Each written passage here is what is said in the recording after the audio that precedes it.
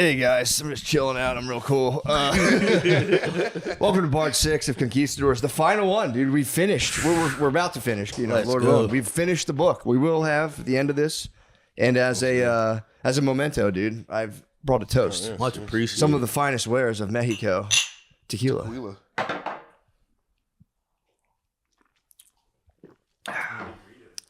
Huh? Yeah! Guys, so we leave off. We're on chapter 15. We left off with the La Noche Triste, which if you don't know what that is, if you're just jumping in now, please go back to the beginning. But where we left off, it's got to be said every time. Don't be a psycho. Get part 6 and just go to the beginning, please. Or else you'll sound like a fucking idiot when you try to explain this. You don't get any pussy at the bar.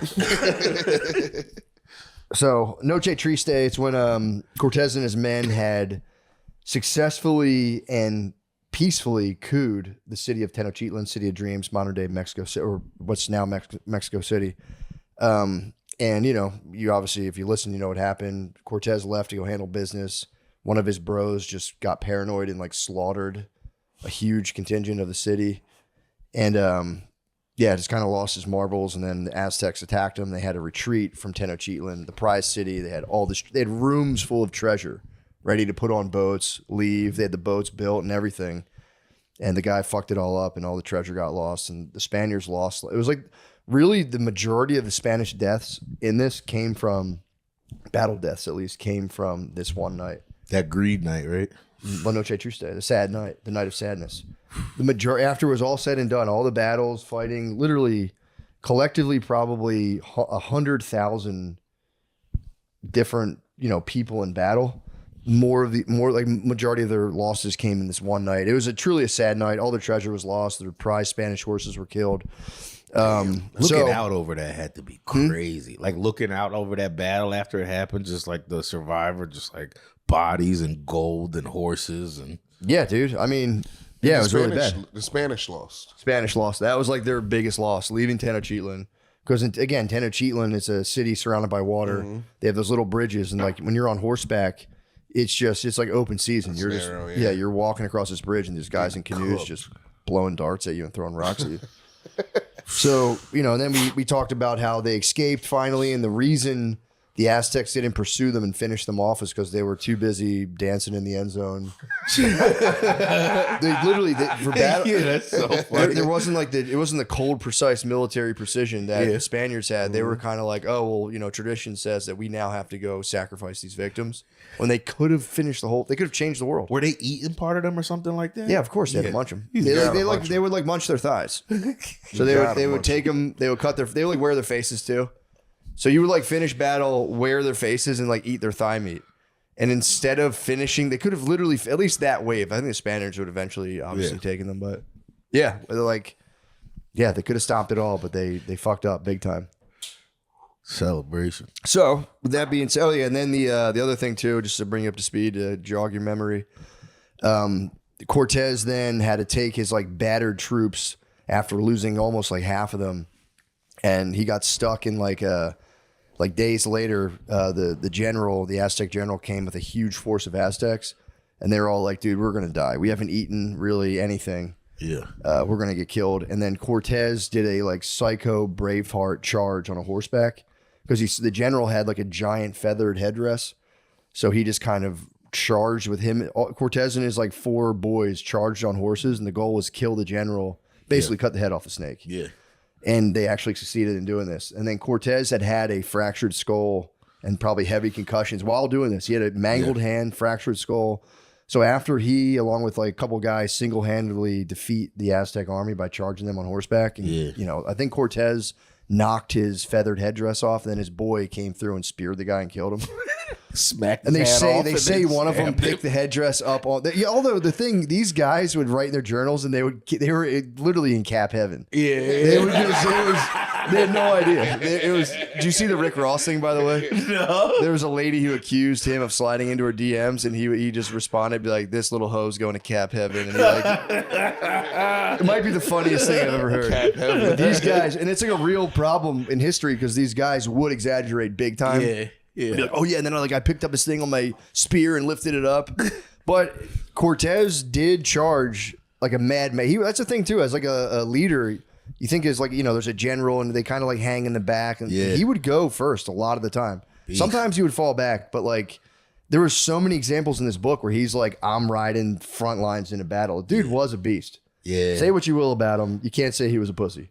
No, Cortez is not a pussy. He's going nuts through this whole fully, thing. He fully won, and he definitely got CTE like halfway. We'll get into it. But basically, Cortez has this massive military victory, scatters a huge Aztec force that again could have wiped them out after they were done dancing in the end zone. They did reassemble and cut them off to go like finish them off. And Cortez went dumb on a horse, total fucking Braveheart.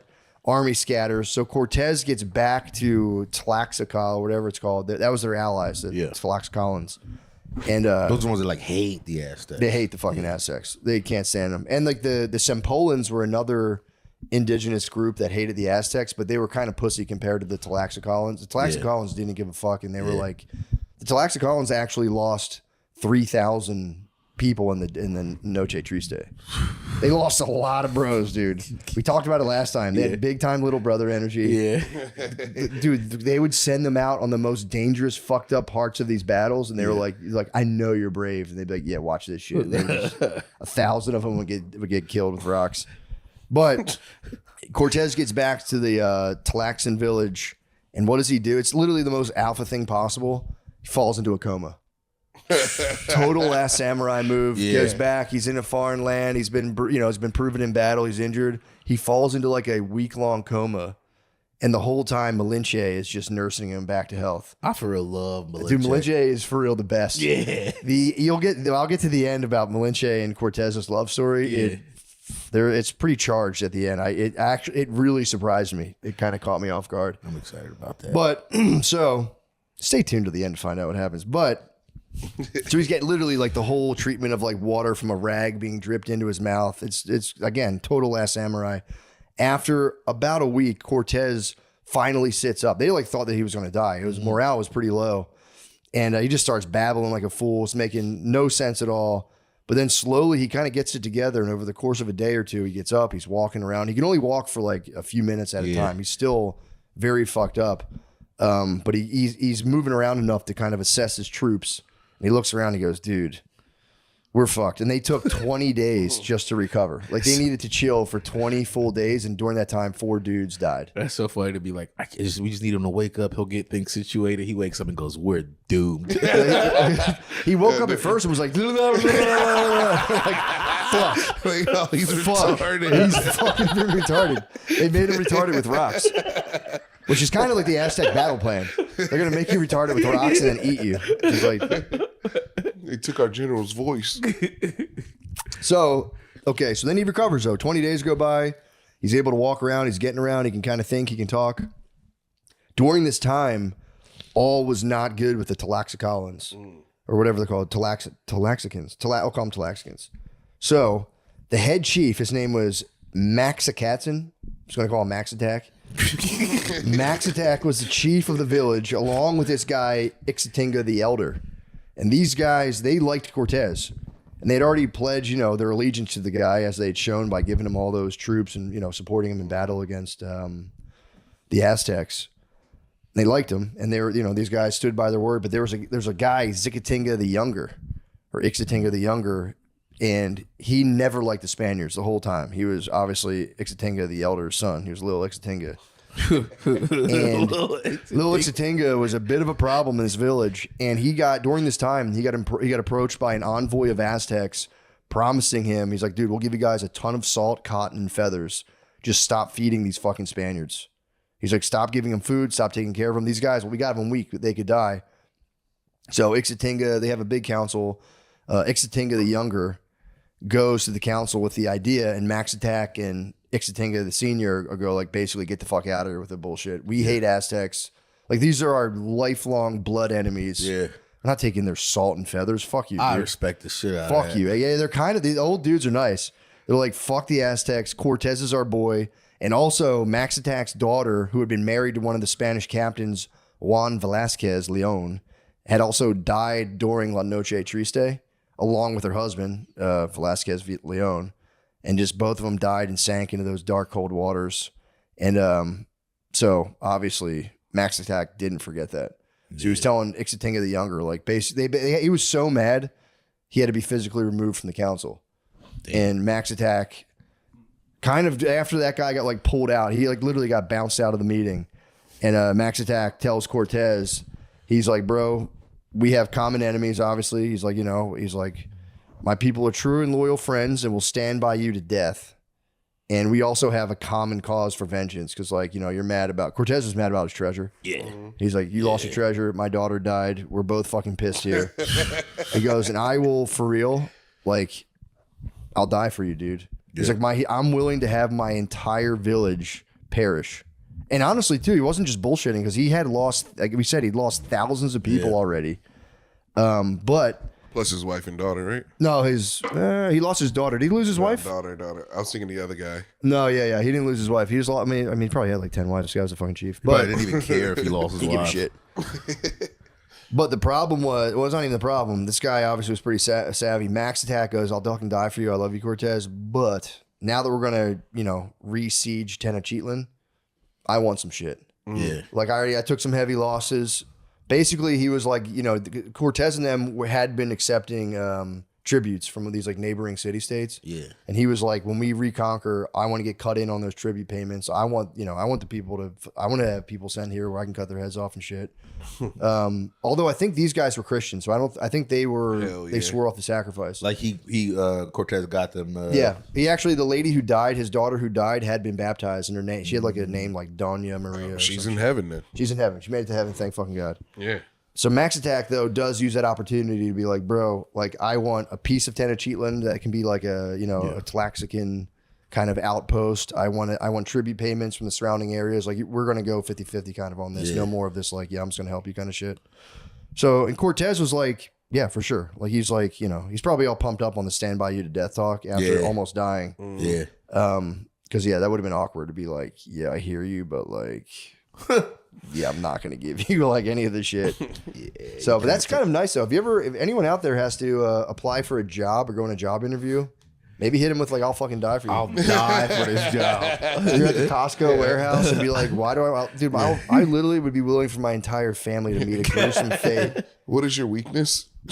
I think I'd rather die for this job. Yeah, my biggest weakness is like if in the process of me working in this warehouse, my entire family's crushed by a pallet of soda, so fucking be it. All I ask for is a decent salary. It was kind of a mindfuck. Yeah. All I asked for is $38 an hour and health insurance. Yeah. So Max Attacks goes and makes his plea for more stuff because he's going to pledge more guys for the the reconquest efforts. And Cortez is like, yeah, obviously, bro. Like, we're bros. I love you. Like, if the Tlaxcans had turned on him at this point, they could have killed him. Like, they were in a pretty precarious situation. Yeah. So then Cortez is like, all right, I don't like I don't like our state here. I'm feeling kind of weak. He writes a letter to La Villa Rica de la Cruz, his flagship village. De la Cruz. And he tells his first in charge, he goes, his name is Alonso Caballero. He goes, yo, man, send me some more guys. And all their gunpowder got soaking wet, so their gunpowder was trash. Cool. He goes, send me some men and some gunpowder. And if anyone talks about leaving to go back to Cuba, scuttle the fucking ships. He's like, he's basically told him like, we had to get out of Tenochtitlan. He didn't tell them exactly what happened because he didn't want to like fuck morale up. So he kind of lied to them all. He was like, yeah, it was just kind of beat. We had to like get out of there real quick. He didn't tell them how bad their damages were, but he goes, dude, send me some gunpowder. Send me some, more soldiers. We need some people. And so like, a few days pass. Sure enough, reinforcements arrive. They had a ton of supplies, which was cool. But then the only guys that came were 7 fucked up guys that had scurvy. So they were like waiting for reinforcements, and guys in worse condition came, just like boils and blisters over their face, which is kind of funny because if nothing else, even though the people were pretty beat up at that thing and like, demoralized, when these 7 scurvy guys rolled up, they just all started laughing at him, making fun of him. So for like the next week or two, they were calling him, his name was like Lancero, who sent the people, and they called him Lancero's help. And they just fucking, for 2, these guys walked, but dude, like to get there, was like a trek. It was like a journey in itself. So the fact that they made it there, and they were already sick and fucked up, and everyone was like, "You guys look like shit," and the whole time we're just like, "Ew, dude, you guys are fucking pathetic." And they just laughed in their face and called him worthless. And told him to get out. Yeah, they called him Lancero's help, and they're like, "Yeah, you guys are fucking worthless," and just clowned him the entire time. The guys probably died, honestly. Because wasn't the journey to Tenochtitlan like perilous? Yeah, it was. They barely made it the first time. They did like cross a volcano or something. Yeah, they had to cross volcanoes, cross mountains. They had to freeze for like a week at a time. They had to sleep outside in like 35 degrees. How did they go through all that? So high, altitude so high you could hardly breathe. Yeah, with scurvy. Oh, for all that, with scurvy, blisters on your face, you'd be like, "Fuck you guys." Like, all right, well, shit. So now, Cortez is sitting there. He's like, he's like, all right, I got some bullshit help. And he also is facing internal strife among his men because all the treasure was gone. And a lot of his guys, especially the new Narvaez conscripts, started grumbling. They're kind of pissed because Cortez, realizing the majority of the treasure was gone, ordered all the soldiers to pony up whatever like treasure they escaped with into a communal war fund that Cortez obviously controlled and probably took all of it. But he was there's a lot of guys talking about leaving, and Cortez was telling them, the penalty for desertion is death. So if you want to keep playing, I'll kill you. Give me the fucking gold. But also there was a guy, Duero, who was like his business partner, who had started kind of ponying up to like pay for some of the stuff. He was there the whole time. Duero? Yeah. I think he was there the whole time, or he might have came with Narvaez as well. I don't know. That was kind of unclear to me, but I think Duero might have came with Narvaez. I could be wrong, but he could have also been there the whole time. But something tells me he came later. Yeah. But he was apparently footing the cost for the continued, because I think they were like writing letters to get more supplies from Hispaniola or maybe Spain. I think Duero was kind of like in charge of that. But he had wrote Duero, who was his business partner, wrote Cortez a letter, basically telling us a 2-page letter, basically telling him the whole thing was looking like a massive bust and they should just pack up and go home. And a bunch of the surviving soldiers signed it too. So they give the Cortez this letter. And also there was language in the letter that kind of pissed Cortez off, being like, "We demand that you," and like Cortez apparently was like not really with that shit. Yeah, I get it. Yeah, he was like, no, that like apparently really pissed him off. So Cortez just goes to his tent and he just kind of retires there and he just reads the letter, starts scheming. He's fucking fuming. Still has a fractured skull. He can only walk like, maybe like an hour a day because he was still recovering. But he's scheming. Cortez in the lab is dangerous. He's scheming. He's truly in the lab. So he goes, all right, I know my guys are like more than a little fucking disillusioned after the brutal escape and loss of all their treasure. Because the treasure was what he held over their heads the whole time. Now there's zero treasure, or like, next to zero treasure. So he's like, I don't know, man. But he goes, he starts formulating a speech just to kind of get their juices flowing in his favor. Cortez writes this whole speech down. He tells everybody, like, all right, come out. I have read your letter. Just hear me out here. And this was part of his speech. He goes, "What nation of those who have ruled the world has not been defeated? What famous captain, I say, ever went home because he had lost a battle or been driven out of some town? Not one, certainly, for if he had not persevered, he would not have conquered or triumphed." And although even though they lost a lot of guys, he told them they still had the same amount of guys they started with. So he goes, "Dude, look how far we came. We have the original amount of guys." And he hit him with the Ross. You ain't a boss if you never took a loss. That's what I'm saying. He hit him. It's like, bro, taking a loss is part of the journey. Kind of hit him with the like good. Yeah. Jocko Willink, like, "Oh, half our guys died. Good." Yeah. So, and then he's like, "Guys, we're right where we started from. Look how far we came. We're good. We're totally fine." And then he finished it off with, "Victories are not won with the many, but with the valiant." And he goes, "Fortune favors the bold." Dude. Prize picks. Yeah. They're all back on his side already. All right, cool. Sorry about that. Had to check something. All right, so Cortez has his guys. They're fired up. Now they're hearing him. They're kind of like, okay, maybe Cortez is onto something. He is, I do want to be bold. And Cortez closes his statement with a promise. He tells the guy, he goes, "Yo, let's do one more thing. Let's go get revenge. There's a nearby Aztec outpost called Topeka, and apparently that town recently killed 12 Spaniards who were off on a little scouting expedition. And Cortez was also pissed off because he had also learned that one of his envoys had been slaughtered. There was 50 guys dispatched to run one of Cortez's little secret stashes of remaining treasure back to home base in Villa Rica. So I guess he did escape with like a nice little trunk of like one of his trunks survived, and it was like a nice little bundle of treasure. So he dispatched 50 guys to run the treasure back to Villarica for safekeeping. And on the way back, all of them got murdered and the treasure was taken. Oof. And he's already got a massive fucking headache. So he goes, guys, I'll tell you what, go on this one last battle with me. And if we lose, I promise you, we'll leave, all of us. We'll go home. As soon as we lose, we're out of here. So the guys are fine. On August 1st, him and his men mount up and head toward Topeka. And attacking Topeka apparently was a strategic move because it reboosted morale because it was like an easy victory among his men, while also reminding Cuitlahuac, who is now the fill-in emperor of the Aztec Empire, that he didn't break the Spaniard spirits. That was kind of Cortez's aim to send him. It was like, it was really big back then. I mean, I guess it is now too, but like, if he would like completely raise a village, the word would spread and it would get people scared, so that they were like needed to move around. Yeah. If he had just like slaughtered a bunch of people would just be like, all right, just go ahead. But if he had just lost, the Aztecs might have got a little brave and started like kind of fucking with him. So he goes down and he just absolutely just crushes Topeka. He also, after crushing the town of Topeka, he also opened up a direct and safe route because, again, like these scouting expeditions, one got murdered, that treasure guys got murdered. So he was like, I need uninterrupted access between where I'm at now, Tlaxcan Village, which is his like outpost close to Tenochtitlan, but I also need to have supplies come up from Villarica. So he's like, they were in between those and they were kind of fucking with it. So he just wiped those guys out. Yeah. So it was kind of like a multi-point strategic move. He got the guys' spirits up.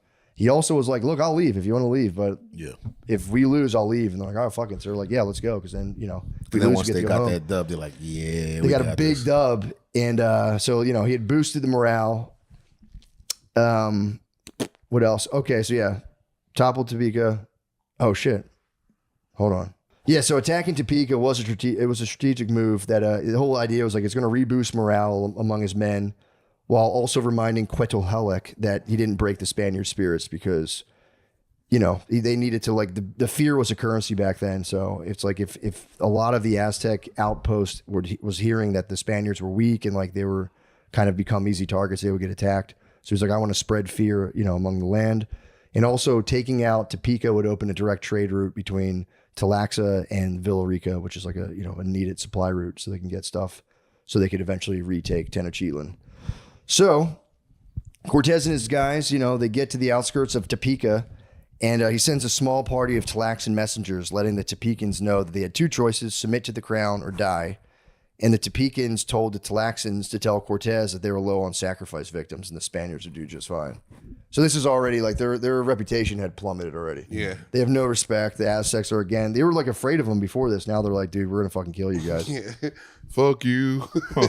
Shut up, pussy. Yeah, you can't even think yet. Dude, so 2 days later, Cortez and his men, along with his fully recovered horses, met the Topekans along with their Aztec support force sent by Cuitlahuac, the new ruler of Tenochtitlan, out in the open plains. And again, the Aztecs, man, this is not their advantage. The open plains against horses, not the move. So the first day, they meet in the open plains to do battle. The Topekans are all fucking pumped up. They got the Aztecs with them. They're like, we're going to fuck these guys up once and for all. Dude, the very first day of battle, 400 of the Topekans and Aztecs died very quickly, and they didn't lose a single Spaniard. On the second day of battle, the Aztec force just fucking abandoned the Topekans. We're like, yeah, we're fucking out of here. Topekans begged for mercy. Cortez, still pissed from his recent humiliations, orders all prisoners of war to be rounded up and enslaved. This is when Cortez starts getting nasty. Yeah. And also orders his men to raid all of the nearby towns where any Spaniards have been killed, harassed, or harmed, and loot whatever they need. Anyone they see taken as prisoners, along with a bunch of women and children who were just like, they held trial in the Topekan Central Plaza. And they were like, yeah, you guys are all guilty of being rebels. And they took them, all the women and children, all as slaves as well, and branded their faces. Oh, fuck. Yeah, Cortez was a little nasty. Even the babes? The babes got a little brand. Damn.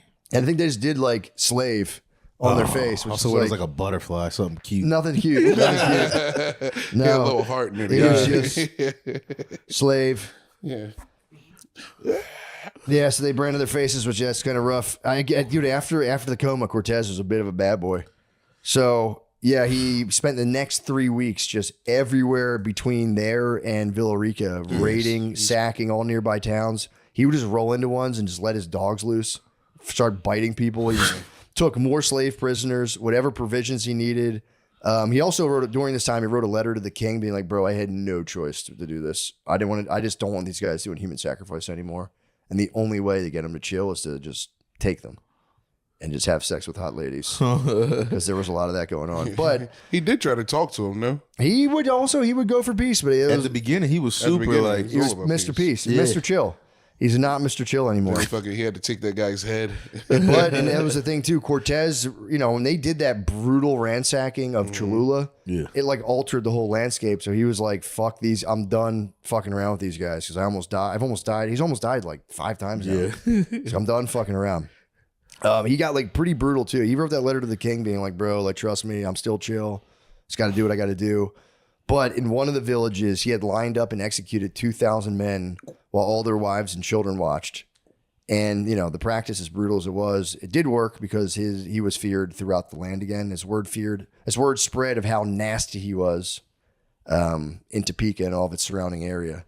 So now like all these people stopped fucking with him again. Yeah. And Cortez founded a new city in Topeka called the Segura La Frontera, which is the security of the frontier. Yeah. So now Cortez has a completely uninterrupted stretch of land between Villarica towards the coast, up to like the plain lands of Topeka, and into kind of like before the mountains in Tlaxcala. So he's got a nice stretch of land right before Tenochtitlan. Yeah. So that was like a major victory for him. Those Aztecs that abandoned, they just like, did they go to another village, or do you think they went back and was like, those fucking Spaniards are tough? Yeah, they would probably send an emissary back, like messengers back to Tenochtitlan, and then they probably had they had outposts all over there, and they had like a spy network. So some probably went back to Tenochtitlan, the other ones probably just like chilled or went back to another city. That's probably like, if you go back to, you're gonna die, right? Because you're abandoning a battlefield. No, they could retreat. They could be like, "Fuck it, we had to leave." Because especially if it was like their general told them to retreat, then I think it was like sanctioned. But you never know. I mean, if the emperor gets mad at you, he can definitely cut off your head if he wants. So, pumped on his military successes, as well as the fact that he had now controlled roughly half of Mexico's land, Cortez hatches a wild plan to take Tenochtitlan. Because he goes, "All right, the land assault's out. Due to those narrow little bridges, they rendered my horses useless, and they put too many of my men in danger," as he saw during La Noche Triste. He's like, "We can't do that again. We need to attack from the water using a naval force." The only problem was he was completely landlocked where he was. And despite, the inconvenient fact of needing a naval force and being completely landlocked, Cortez meets with his master shipbuilder, Martin Lopez, and tells him, "I want 13 big warships now. I want them to start being built now. Get a bunch of the Spaniards and a bunch of the Tlaxcans, start cutting down all the lumber, go into the forest," which that itself was like, you're cutting down 50-foot trees. Yeah. Carrying them 30 miles back to Tlaxcala, so he had he was just like, "Trust me, let's get the wood for ships. I have a plan." These guys were jacked. So these guys must have been absolutely fucking yoked. Mm-hmm. So he sets a little scheme to retake Tenochtitlan by just kind of taking the lumber for now. So again, Cortez is still down a bunch of men, not a lot of supplies going on. It's like, yeah, we took Topeka. This is kind of cool, but they're in no shape to try to retake Tenochtitlan. It's just not happening. During the shipbuilding period, Cortez just happens to hit a weird chain of super lucky events. Velazquez, his old sponsor from Hispaniola, he didn't hear from Narvaez. So Velazquez had no idea that Narvaez was currently imprisoned. Yeah. Had completely failed, got stabbed in the eye, and was just held naked in a fucking... I forgot about his shitty... fucking... Yeah, Velazquez fell hard. Swinging in the dark. He didn't know what was going on, so he sent more reinforcements. He just sent multiple ships full of men, food, and weapons who were all ordered kill Cortez. If you see Cortez, kill his fucking ass. But just like Narvaez, the ships would arrive, this time only one by... Well, Narvaez, he came in a big force. But these other guys would come one by one. And, so the dudes will come out of Villarica, which is close to the coast, and they'd be like, hey, come in here. They see another Spaniard. And, the captain would dispatch, himself and some people, and he'd be like, come on, let's talk. Yeah, for sure. Fuck Cortez, blah, blah, blah. And as soon as these guys would be like, we're looking for Cortez. We're going to fucking kill him. He's a fucking asshole.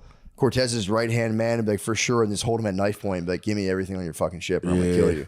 Beef. And then they would show the gold, show this, and be like, bro, there's plenty of this for everybody. and then he would flip all of those people. So one by one, those people would come, and it was basically like, join us, or we're gonna kill you and your whole fucking crew.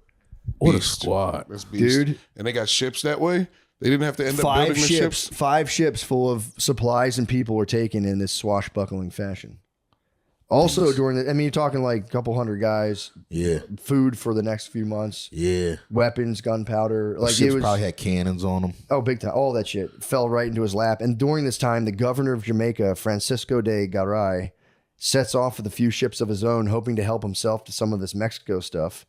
But when he landed, I think more towards like the northern part, his forces just got so fucked up by whoever was living there. And they tried to escape, and they like got back on their ships and were just sailing, running out of supplies, basically on the brink of starvation. They came across Veracruz, and Caballero, Cortez's boy, welcomes them. They weren't a threat because they weren't coming to like attack Cortez. Yeah, he's like, "Yo, here you go." He feeds them up, gets them healthy, and then tells them basically like, "Yo, we saved your lives. Like, you guys kind of work for Cortez now, and your boats are ours." But I think they were kind of like, they're honorable, being like, we owe you guys. You saved our fucking lives. And he also, again, told them, like, if you guys are coming here for, like, gold and shit, we're already on it. So, from the Garay expedition with all their ships and all their stuff, and the other people Velasquez sent, Cortez's force, after a few weeks, was up to 1,300 men with a bunch more fresh horses, gunpowder, crossbow guys, all that shit, fucking cannons, all that stuff. Also... and this is a nasty way to get good luck. During the same time, while Cortez's, luck with the ships and supplies was soaring, the Aztecs were dealt a deadly blow. So during the Navarrez attempted conquest of Cortez, and then I guess Mexico was the plan, one of their African porters, is what they were called them, were suffering from a nasty case of smallpox. And they led him up in the village of Sempola, which was the original village of Cortez's first allies in Mexico, and the town of the Fat Chief, whatever, blah, blah, blah. And he spread smallpox through Sempola, which then spread through all of Mexico.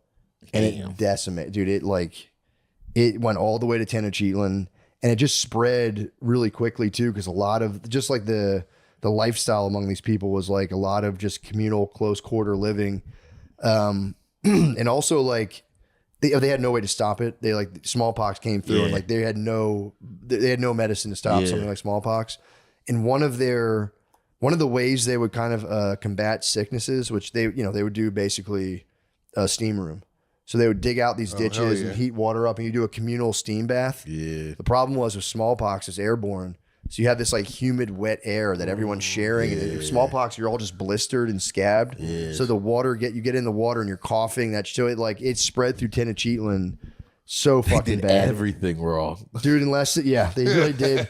In less than 3 months, the virus devastated the Aztecs and all of the surrounding areas, killing up to, they say, half the population in certain areas and leaving many who survived permanently maimed. Cortez is lucky as fuck, dude. He got lucky, bro. He got the universe loves, bro. I mean, dude, one has to ask the question, maybe you shouldn't cut children's faces off. I mean, the Spaniards were far from perfect, but man. Yeah. So, I mean, then again, lining up, the whole village and murdering them. True. Tough. That's branding tough the stuff. Women and kids. Tough stuff as well. But that's tough stuff. But wearing a child's face, I don't know, man. What's worse? I think wearing a child's face. Picture. There's like a certain logic to like taking out your enemies in a village. Again, it's very cold-hearted and ruthless. But wearing a child's face and like dancing to a cheering crowd is. Goo goo gaga. Also, the smallpox sickness also messed up food production in Tenochtitlan because there's people who like would prepare food and grow it just got sick, so like they set off some short term but pretty serious food shortages, leading to some famines that were kind of affecting Tenochtitlan. So Cortez is like rising to power. Again, just through really sheer luck, and also a little bit of the skill. His right hand men were pretty nice at like swindling these Velasquez guys. Yeah, they were swagged out. You had to give that to them. Just being like, "Oh, dude, yeah, for sure, fuck Cortez." And like, bam, because they would be like, "Cortez is a fucking scoundrel," and they go, "Yeah, don't ever fucking say that again. Give me your shit, or I'll kill you." Also, during this time, the Spaniards had immunity to smallpox. That shit didn't affect white people. So the locals now, after being like, oh, they're weak, we got them on the ropes, started going, ooh, these guys might be gods. Fuck. Fuck. And also, unfortunately, too, the Tlaxcans weren't immune, and a lot of them died as well while they were kind of camped up with them. Yeah, dude, can you imagine losing a battle and then unleashing a plague? Yeah, I mean, it's and there was a thing, I remember a thing in the book about like specifically skin afflictions were thought to be from one of the god. It was like a god punishment. And the Aztecs, if you had like skin shit, they'd be like, dude, hummingbird god, what'd you do to piss him off? Yeah. So that was like kind of scary to like be in battle and then get this rashes. It was just, fucking them up. So meanwhile, Cortez and his men, unaffected by smallpox, just grow stronger by the day. He took that time afforded to him, by the horrible virus, to just start writing letters to the king. He wrote so many. He like psychotexted the king the entire time. Being, bro, how you feeling? He just chilled in Villarica, writing to the king, being like, dude, okay, so here's what happened. These ships came. I did jack all of them and all their stuff, but it is all for you. He's like, my lord, it's all for you. I love the crown. I just don't want this opportunity to pass you by. And he had 500 guys sign it, being like, yeah, no, we're all down with this. And also during this time, there were a few of the original Velasquez guys who were like from the team Velasquez sent, who were like loyal to him, who were bitching about wanting to go home. And Cortez was like, you know what, guys, get the fuck out of here. Just go home. And he used the ship sending them back to send letters back to Hispaniola, targeting some of the royal audience to petition the crown in his favor. Basically to like, yo, tell Velasquez to chill the fuck out. I'm here doing something major for the king. And only the king can tell him, like, stop bothering Cortez. Yeah. Cortez also sent a letter to his wife. He has a wife this whole time, by the way. Beast. Catalina, sweet Catalina, sending her some jewelry as well. So he must have been fat. He must have been feeling bad about fucking on Malinche this whole time. So now, Cortez, he tells his bro Sandoval. Sandoval's a fucking beast, by the way. He tells his bro Sandoval to take 200 men, 20 horses, and a whole bunch of the Tlaxcans, whoever's, not sick, to go just hit the northeast areas of Veracruz and just conquer any town you see. Just like, we need to like completely spread out the safe zone. Sandoval comes back with, his force a month later after not losing a single Spaniard, with a whole bunch of slave women and young boys. The boys, I think, were there to like work or whatever, but I mean, I just don't want to put smut on these guys. But he comes back with a whole bunch of slave women and boys tethered to a long pole, faces unfortunately branded as well. And this is kind of a brutal aspect of this whole thing, but soon, due to the influx of the slave babe population, discontent arose within Cortez's ranks. Now, could you imagine why discontent might arise in the ranks? The slave babes. The slave babes. What would you guess would be the problem? That's my slave babe. Exactly. Why does he get that slave babe and I have this slave babe? I have this busted slave babe. That's exactly what happened, dude. Discontent arises within the ranks. Out of all the women taken, the common soldiers were complaining that the officers got first dibs on all the hot lady slaves and they got all the fat and old ones. Cortez's solution, it's like a major problem. Cortez's solution which was technically fair, but still very dehumanizing and very nasty, was to basically auction off the hottest slaves to the highest paying bidder. So it was like, it's really fucked up. And then he's basically eBaying the women. That's feel kind of nice for that, the hot lady. She's like, I'm worth 500 gold pieces. I'm in the first block. It was kind of a proto OnlyFans. It is, dude. It is first OnlyFans. But he goes, hey man, look, all right, highest paying bidder gets the hottest babes, and they would have to like judge the babes and be like, you are their number one seed, you're number two, and a heavy discount on the old uglier babes. So that kind of settled. That was like apparently a big problem. And then so Cortez then goes to Cholula after he figures out the babe situation. And Cholula's also been ravaged by smallpox. And now, they're very friendly towards him after the last debacle when he kind of like slaughtered their whole town. And, and they also hear what he's currently up to. And they're like, yo, dude, Cortez, fucking we love you, dude. Sorry about all that bullshit. Our ruler just died. So we need you to, pick one of like our new ruler. Like a lot of places started doing that to him. Like, can you pick our new ruler? And Cortez would just like find the guy who was the most stoked on him and be like, yeah, that's your new ruler. And so he heads back to Tlaxcala, and he's sorry to hear that his longtime friend and ally, Max Attack, had died from the deadly virus. Yeah. And Cortez was like honestly genuinely bummed. He fucking loved Max Attack. and ordered his top captains to wear black cloaks for an entire week to show respect. Which is kind of sick, dude. They had to just don the black for a whole week. And so now Cortez is asked again to select a new ruler, and Cortez picks Max Attack's oldest son, a 12-year-old boy, and then formally knights him, which was probably the first instance of a Mexican guy being formally knighted by the Spanish crown. And then they baptize the boy, and Cortez, through Malinche, basically urges him to always be great like his father and honor the friendship and not be, a dickhead like Xicotenga the Younger. Kind of like sub-dissed Xicotenga. Yeah. He's like, yeah, like, I don't know, there's some guys out here just like annoying and always trying to get salt off the edge. Just don't do that. Shit's lame. You're a Christian now, dude. He basically was like, you're a Christian, man. Yeah. Don't, you gotta fucking get with the program. So with all this stuff out of the way, does a little politicking. Cortez links up with Martin Lopez to see about his ships. And apparently he had taken, they commandeered all these ships back in Veracruz. He took one of the ships that was left in Veracruz, had it dismantled, and carried piece by piece over the rugged terrain toward Tlaxcala and put back together so Martin could model his other ships off of that one, which is already like fucking kind of insane. And also it was smart of Cortez, because in the beginning he scuttled those ships way long ago when his guys originally were talking about going home. Yeah. Before he got sunk those ships, he did take off all the sail straps, hardware, and he did store that in safekeeping, knowing he might have to build ships later. So he had all of that shit kind of brought up as well, so they could equip the new ships with all the old sails from the old ones. It's a pretty smart move.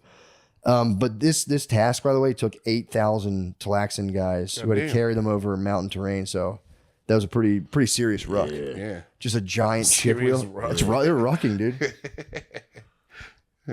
Okay, so now we're in December.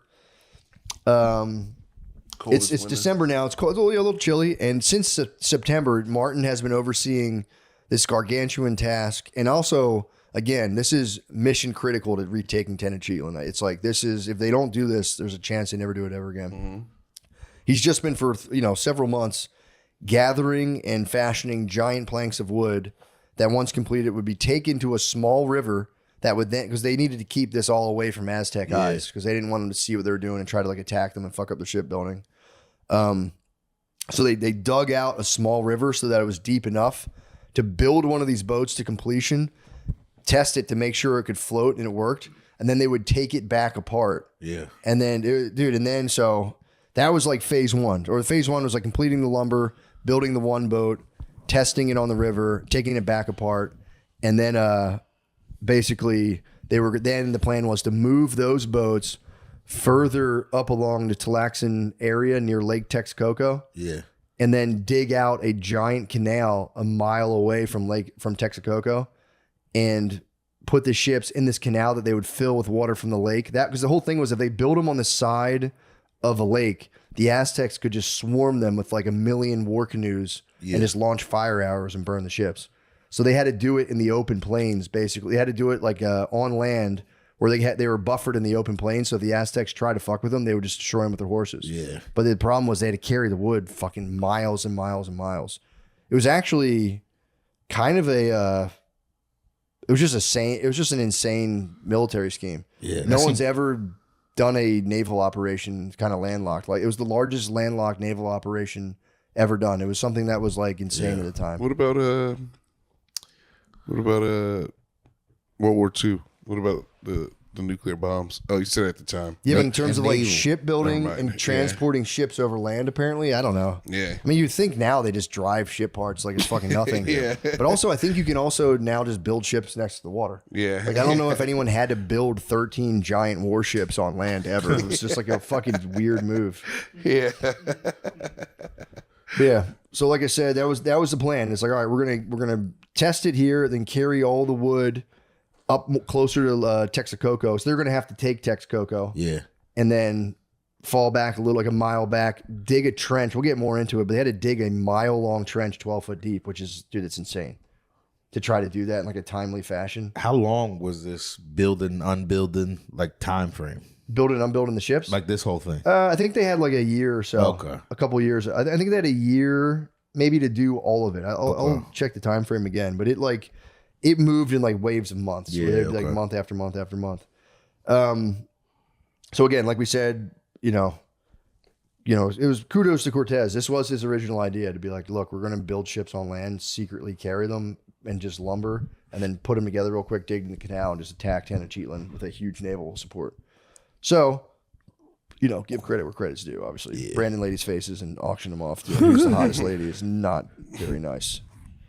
So, all right, so now we're actually we're in chapter 20, and make sure I'm right here. Sorry, Sean, just pause it one more time.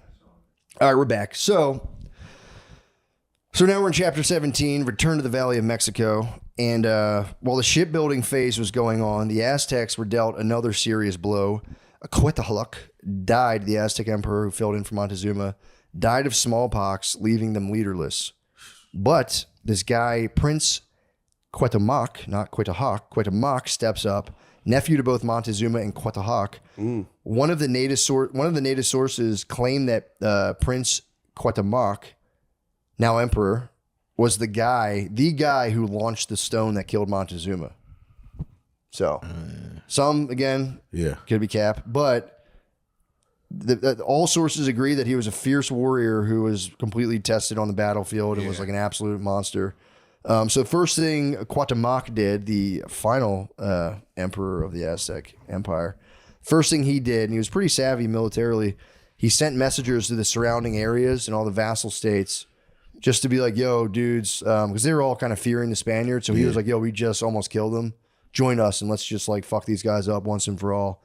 And they're like, if you join us, we're going to stop like asking for so many sacrifices. They're like, we'll lower your tribute. Yeah. We don't need as much food. Some, but Yeah, we're gonna take some, and we need some food. Actually, we need a lot of food right now, but we'll chill with the sacrifice victims. And some of them were like, "Fuck yeah, dude! Well, we got you. We're stoked. Fuck these Spaniards." But a lot of them were wavering in support because they're hearing the gruesome tales of Cortez 2.0's brutal fucking assaults and mass enslavement campaign. So they were kind of like, kind of don't want to get all the dudes murdered and everyone sold into slavery. So they were like. It was like half and half. Half the people like, we'll ride with you. The other half were kind of giving them like, yeah. We'll see. We got you. Yeah, man. Yeah, for sure. Yeah, we'll see what's up, man. Let you know. So Cortez, again, the whole time, he's just been training up his guys. He's giving the Tlaxcalan warriors like official Spanish military training. He's like, getting everyone in shape, shoring up the swollen forces, and doing a final inspection before descending upon the Valley of Mexico. And again, his force, it's looking good. The men are well rested and strong. And also, Ixatinga the Elder pledged 80,000 Tlaxcalan warriors, which Cortez accepted 10,000 of them, knowing that feeding all 80,000 guys on the go would just be next to impossible. Yeah. So he tells Ixatinga, he goes, yo, appreciate you, bro. Keep those other 70K guys at the ready. I'll let you know if I need them, but I'm going to take these 10,000. You're the best. Love you. And Cortez then assembles. I mean, these guys were literally pawns, bro, on the chessboard. It's crazy. They would just send these guys. It's kind of nuts. But so Cortez assembles the entire mass of soldiers. He's rolling like 12,000 deep. this is the biggest squad he's had. This is a big one. Yeah, this is a big one, man. So he assembles them in the plaza of Tlaxcala and delivers just another sick speech, and then has one of his guys read a list of he has 17 rules of battle now.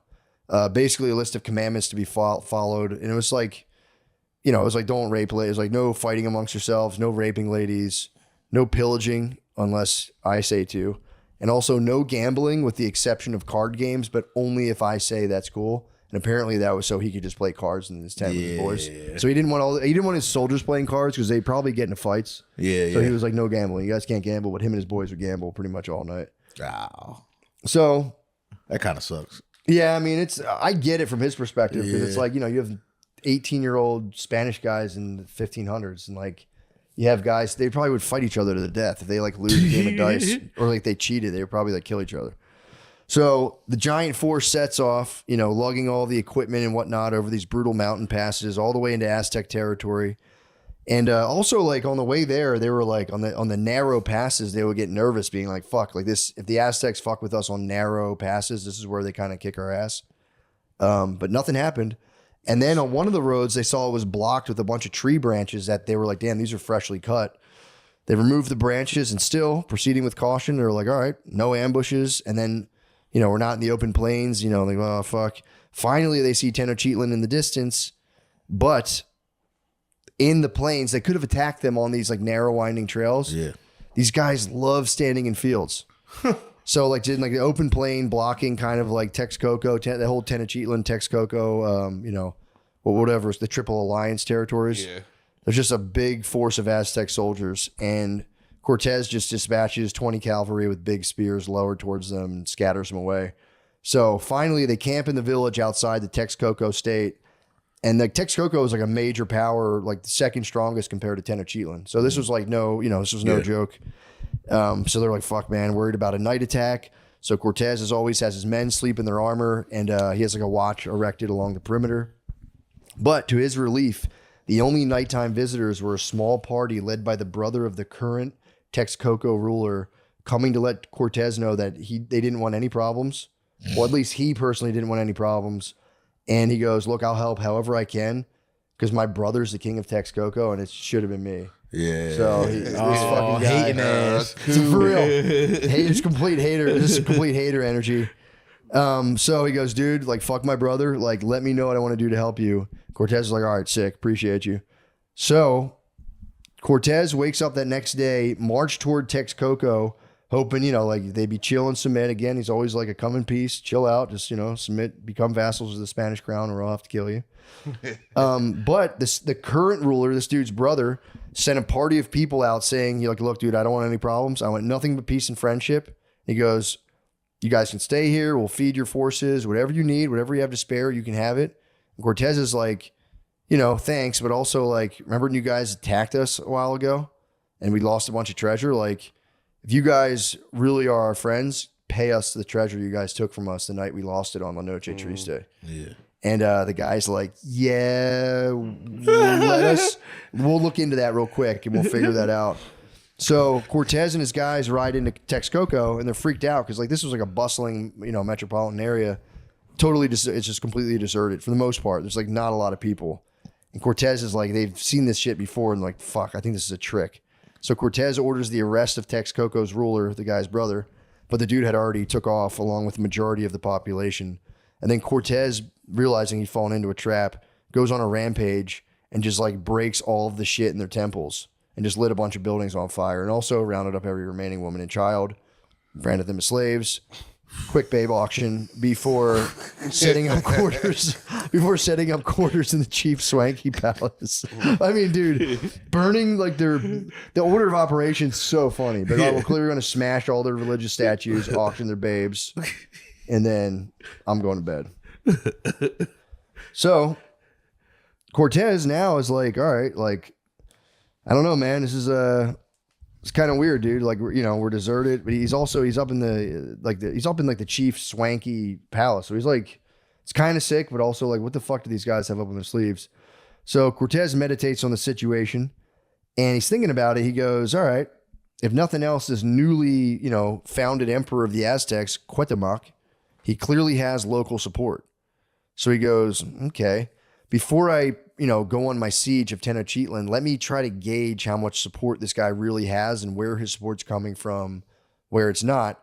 So his plan now, along with the giant ships being built, he goes, before I even go into Tenochtitlan, I'm going to circle it in every place surrounding it. I'm going to pay them a visit and basically see where they stood. And if they stand against me, just completely fuck them up. He's like, my plan was, he wanted to completely cut off Tenochtitlan, like encircle him. So, because they'd once surrounded him, so he's like, I'm gonna give them a taste of their own medicine. So after a few days in the ghost town of Texcoco, his men just rummaging about for food, they're getting hungry. Cortez is paid a visit by some nearby rulers of smaller Texcoco towns, and the guys come begging forgiveness. And they're like, dude, we want to pledge to the Spanish crown. We were forced to go along with the plan to trick you. Please forgive us. And Cortez goes, look, we'll forgive you guys, but only if you gather your populations back in the nearby villages and start bringing us food. And they were like, deal. So they did that. And it was like, they like basically took over Texcoco without even killing anybody.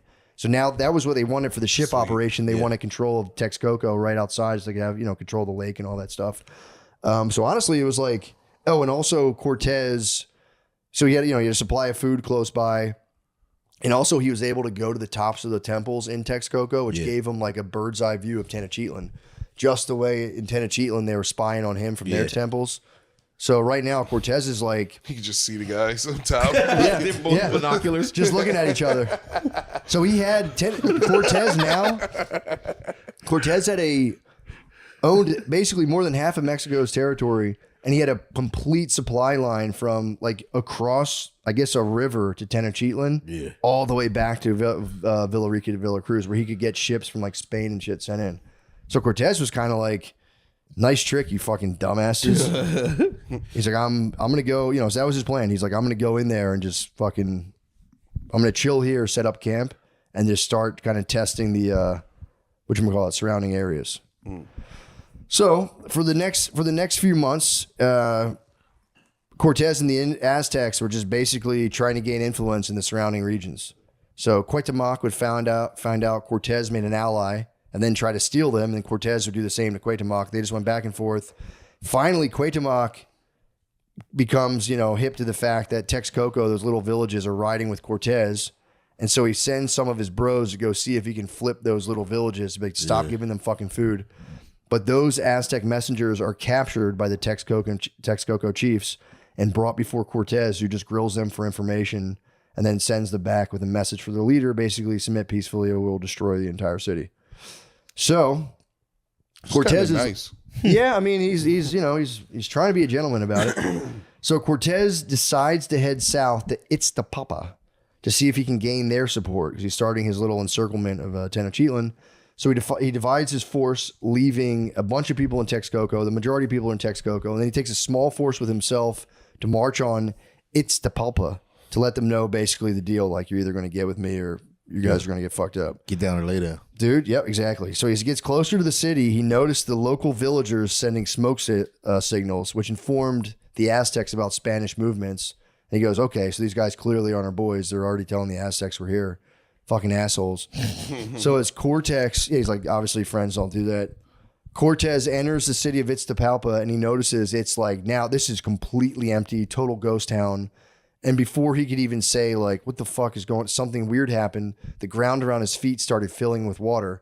Turns out it was a water trap. The Aztecs had opened the dike of Nezahualcóyotl, sending seawater pouring into the city at an alarming rate. And Cuauhtémoc's plan was to drown the Spaniards while they camped at night, but I guess they opened the levee too soon. But still, Cortez kind of just stood there being like, what the fuck is going on? And luckily, one of the Texcoco allies, the chiefs, understood what was happening, and they tells Cortez, like, we got to get to high ground now. But also, there were some Aztec warriors who were descending upon them, trying to keep them from the high ground, setting up something of a Waterworld battle. But Cortez and his guys fight their way to higher ground through the Aztec force. And so the water's still coming slowly, so they go back down and destroy as much of the village and loot whatever they could. But then the water just out of nowhere flooded really quickly. Yeah. And I think like 500 of the Tlaxans drowned. Yeah, because those guys, when they got to burning these villages, that no one could control the Tlaxans. They would go so insane on anything. So they were like going nuts, and they rampaged pretty far into the village, and a lot of them got carried away. But Cortez and his guys like barely escaped. So they barely escaped, and then all these Aztec guys started coming off of war canoes to attack. And that was before the boss battle, right? The Waterworld fight. The Waterworld fight's usually before the boss battle. So then Cortez, Mario. the sizable force of Aztecs come up on war canoes to attack. Cortez had his guys fight a retreat all the way back to Texcoco, and that was the end of that. The Aztecs considered it a big victory, while in reality, one of their key cities had basically gotten flooded and destroyed. And Cortez was happy just to get out of it. He was getting out of it alive. He was like, yeah, we had a retreat, but like kind of mission accomplished here. Yeah, and they flooded their cities. Yeah, you guys, we burned it, and then you guys flooded it. Okay. And then like we all survived. Yeah, we lost probably about 500 to 1,000 Tlaxans, but we got, 10,000 of those guys. Right. Texcoco or Ixtapalpa? This was Ixtapalpa. Ixtapalpa. Texcoco is like, that's their home base. They're not going to fuck Texcoco up. So now, so Cortez gets back to Texcoco, and he hears about another city, a city named Chalco, who, surprising to Cortez, because this was like really riding for Tenochtitlan pretty hard. And they had actually a force of Aztec warriors set up in their city. they had sent a secret messenger to Cortez to say, hey, man, not really feeling the Aztecs right now. If you can get them the fuck out of our city, because like we didn't ask them to come here, we'll become your vassals, but you got to get them out of here. So Cortez tapped Sandoval to lead a force to Chalco and get it done. They arrive at the gates of Chalco, and there's a large Aztec force, again, awaiting them ready for battle. However, again, dude, they set up shop in the open fields, and the Spanish horses have that massive advantage we've seen time and time again. But the Aztecs this time were prepared with large spear, like copper-tipped spears, so they can impale the charging horses. But it's like, I mean, think about it, dude. If a horse runs full speed at you and all you have is a spear, Yeah. it didn't work that well. I mean, it's like, I get the idea, and you might stab one, but it's like, I like really ran through that in my head. I'm like, dude, if a horse ran full speed at me with a guy with a sword swinging, like, what are the odds of going like, oh God, and like moving out of the way? I mean, you could like tuck roll to the side, and I don't know. Copper's not that strong anyway, right? Wouldn't it it's really break on not. surface? No, it's not. Compared to iron, dude, it's actually a very soft metal. You can bend a copper pipe and it'll snap. Damn, dude. So, yeah, so they go to Chalco, they go in the open fields. Aztecs get absolutely fucked up. They get scattered with ease, and Sandoval, along with a force of Texcocoans, enter the city, kick the Aztecs out of their central command post, and claim the city for Cortez. Texcocans, are you talking about Sean? Huh? No, Sean, you think he's a Texcocan. He's a Tex cokehead? Jeez, Lemaire.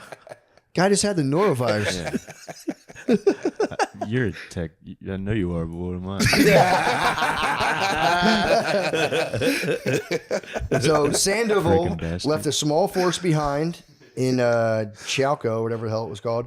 Left a small force behind to guard the city of Chalco and headed back to inform the delighted Cortez about his victory. Cortez high fives him and just immediately he really fucking has Sandoval doing work. That guy never gets to chill.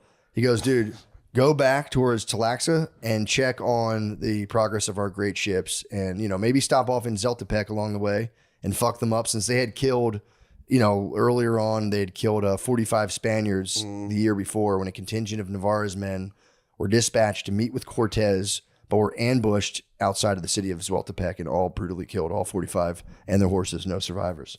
So Sandoval hits Zeltepec, where he and his forces drive the Aztec out of the town. It was just a piece of cake. There was Aztecs there. Same deal as Chalco. They're there like an Aztec outpost kind of looking over the town. Sandoval and his boys just ride up, beat their fucking ass. And then Sandoval goes to the local chief like, yeah, you motherfuckers are next. And the chief, like trying to be cool, is a really weird move. He's like, no, we're your boys. He goes, dude, check out what these Aztecs did. And he took Sandoval and some of his guys to a temple where the skins of 5 Spanish horses that had been flayed out and preserved sat on the ground along with the faces of a few of Navarre's men, beards and all, with their blood clotted all over the walls, or clotted in the beard and smeared all over the walls. Sandoval was just like, why the fuck did you show me this? He's like, dude, as punishment for this shit, what do you think they did? Slaving the villagers. More slaves. So they took more slaves. But they did pardon the chief. They're like, look, if you submit to the Spanish crown and whatever this shit is with people's faces in this place, just don't do this ever again, and I'll leave you guys alone. And they're like, all right, deal. Did they think they were going to think that was cool? I think they're like, yo, check this out. Like, we're giving you the insight. Look what these guys fucking did. And it was probably these guys. They probably did it too. They like warned their bros' faces. And he was just like, what the fuck is wrong? And he's like, that's it. Slaves. I'm taking slaves. I wasn't going to take slaves. I was actually probably going to take slaves, but Now I got a real now reason. I absolutely have to take fucking slaves. Babe auction. Got to do it. He also being the babe auctioneer must have been so tight. I mean, again, brutal stuff.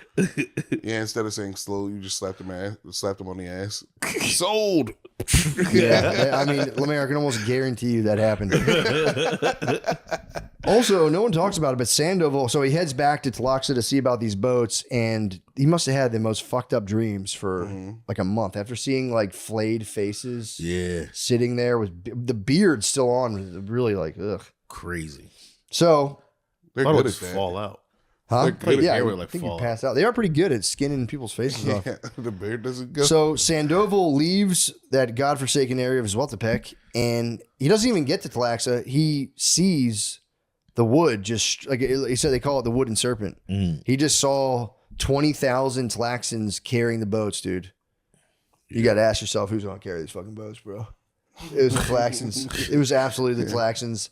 So he goes there. He's not even there. And he gets met along the way by the master shipbuilder, Martin Lopez, trailed by his, massive force of Tlaxcans, carrying gigantic fucking beams toward Texcoco. The plan so far, phase 1 had been a success. The boats had been assembled, tested on the water, where they said they were going to put them on like a small lake, dig it out so it was deep enough to float, and then disassembled. And now they're being carried across the mountain by 20,000 fucking guys. And also, it was like Sandoval couldn't even believe what he was seeing. There was 10,000 Tlaxcans carrying the lumber, while another 10,000 warriors guarded them on the perimeter. And he was like, all right, it was like the most important thing possible. Yeah. Sandoval mounts his horse and escorted him to Texcoco, where they just were able to move completely unmolested. The caravan of planks, hooks, sails, nails, and all things boats snaked its way up and around the mountains for 4 hard days, the whole party of people being 5 miles long, until it made it to the gates of Texcoco, and the Tlaxcans, proud of the display of their strength and dedication, started blaring conch shells and banging drums, just like announced their own arrival. They were just singing songs about like how strong they were and how hardworking they were, and just kind of like, That's fair. it's kind of sick. They just they made their own entrance music. Basically. They're like, nice. check us out. They came to the door, Stone Cold's glass breaks. Yeah. I mean, giving themselves their own entrance music is kind of tight. So with that let's call that phase 2 of just transporting all the wood. Now with that basically impossible feat out of the way, Cortez, after giving Martin Lopez a massive fucking high five, starts on phase 3, which was digging a giant trench that would connect to Lake Texcoco while they rebuilt the ships kind of away from the river's or the lake's edge so they couldn't get attacked. The canal took 2 months to dig. It was 12 feet wide, 12 feet deep, and 1 mile long, worked on by 40,000 Tlaxcans, working in nonstop shifts of 8,000 men at a time. So that's really getting after it. And by now the Aztecs could kind of see what was up to, and they were just sending smoke signals all around. But they again, it was like with the open fields surrounding them, there's nothing they could. They knew they could have brought 30,000 guys. There was nothing they could fucking do. To just be watching your enemy like finish their plan, and you're like, oh, we just gotta wait. Yeah, they're going, and they had known what those ships were because they'd seen them. But I don't know if they really faced them in battle before. They only got to like see them shoot their cannons and shit, but they didn't have any concept of how to like fight those things. So phase 3 is underway. Cortez decides to mount up a force and see about some of the northern cities. He's like, let me go all the way up and kind of submit these guys to the Spanish crown. So completing my chokehold on Tenochtitlan, starting with the city of Azaltocan. And it wasn't a major threat to Cortez, but it would be useful for the naval operation since the city was surrounded by water, just like Tenochtitlan, but just a smaller version of Tenochtitlan. And when Cortez and his squad gets there, he's bummed to see that the bridge had been destroyed and is greeted by a horde of Aztec war canoes full of warriors sporting darts and arrows, or just spewing darts and arrows. And the war canoes also were equipped with they had amped up their games now where they put big wooden shields on their war canoes. But it's not enough to stop a cannonball. So, they just started blasting these war canoes with cannons, and the warriors started to retreat, and Cortez was about to be like, fuck it. There's no bridge. We can't do anything. He was about to head back himself when a couple of his Indian allies told him that the body of water was nothing more than a shallow canal that actually had been recently dug. And Cortez tells them to go ahead. He's like, all right, we'll prove it then. Walk across it. So the guys do, and the water's only waist deep. So Cortez and all his whole force ford the small stream and continue their attack, driving the Aztecs all the way out of the city and conquering that place. Cortez rides north the next day, and again, all he sees are deserted towns and cities because all the inhabitants of all the local towns had run to Tacuba. That was a massive state. That was the third part of the Triple Alliance. And the Tacuba Causeway was the area, by the way, they had escaped during La Noche Triste. Okay. That was you're in Tenochtitlan, you can escape towards this place. That they escaped towards Tacuba. So again, they had massive beef with the Tacubans because they're like, you motherfuckers are probably throwing rocks and shit at us. Yeah. So they were like, all right. So they're scheming on Tacuba, and they're like, we're gonna fuck these guys up. They had a major grudge against the city. Cortez and his men ride up on Tacuba, and they see a pretty massive Aztec force, and the Aztecs attack immediately. And after a decent fight, the Aztecs again fled, leaving the city open for Cortez. And the Tlaxcans again, harboring their eternal enmity towards all thing Aztecs, start really fucking the city. Anyone they saw was just, they were dead. They burned the city, took anything they could. So the next morning, the Aztecs flipped the script and attacked them in the city. So they were in the city of Tacuba, and the Aztecs were like, yeah, check this out. We're going to trap you guys in the city and fuck you guys up again.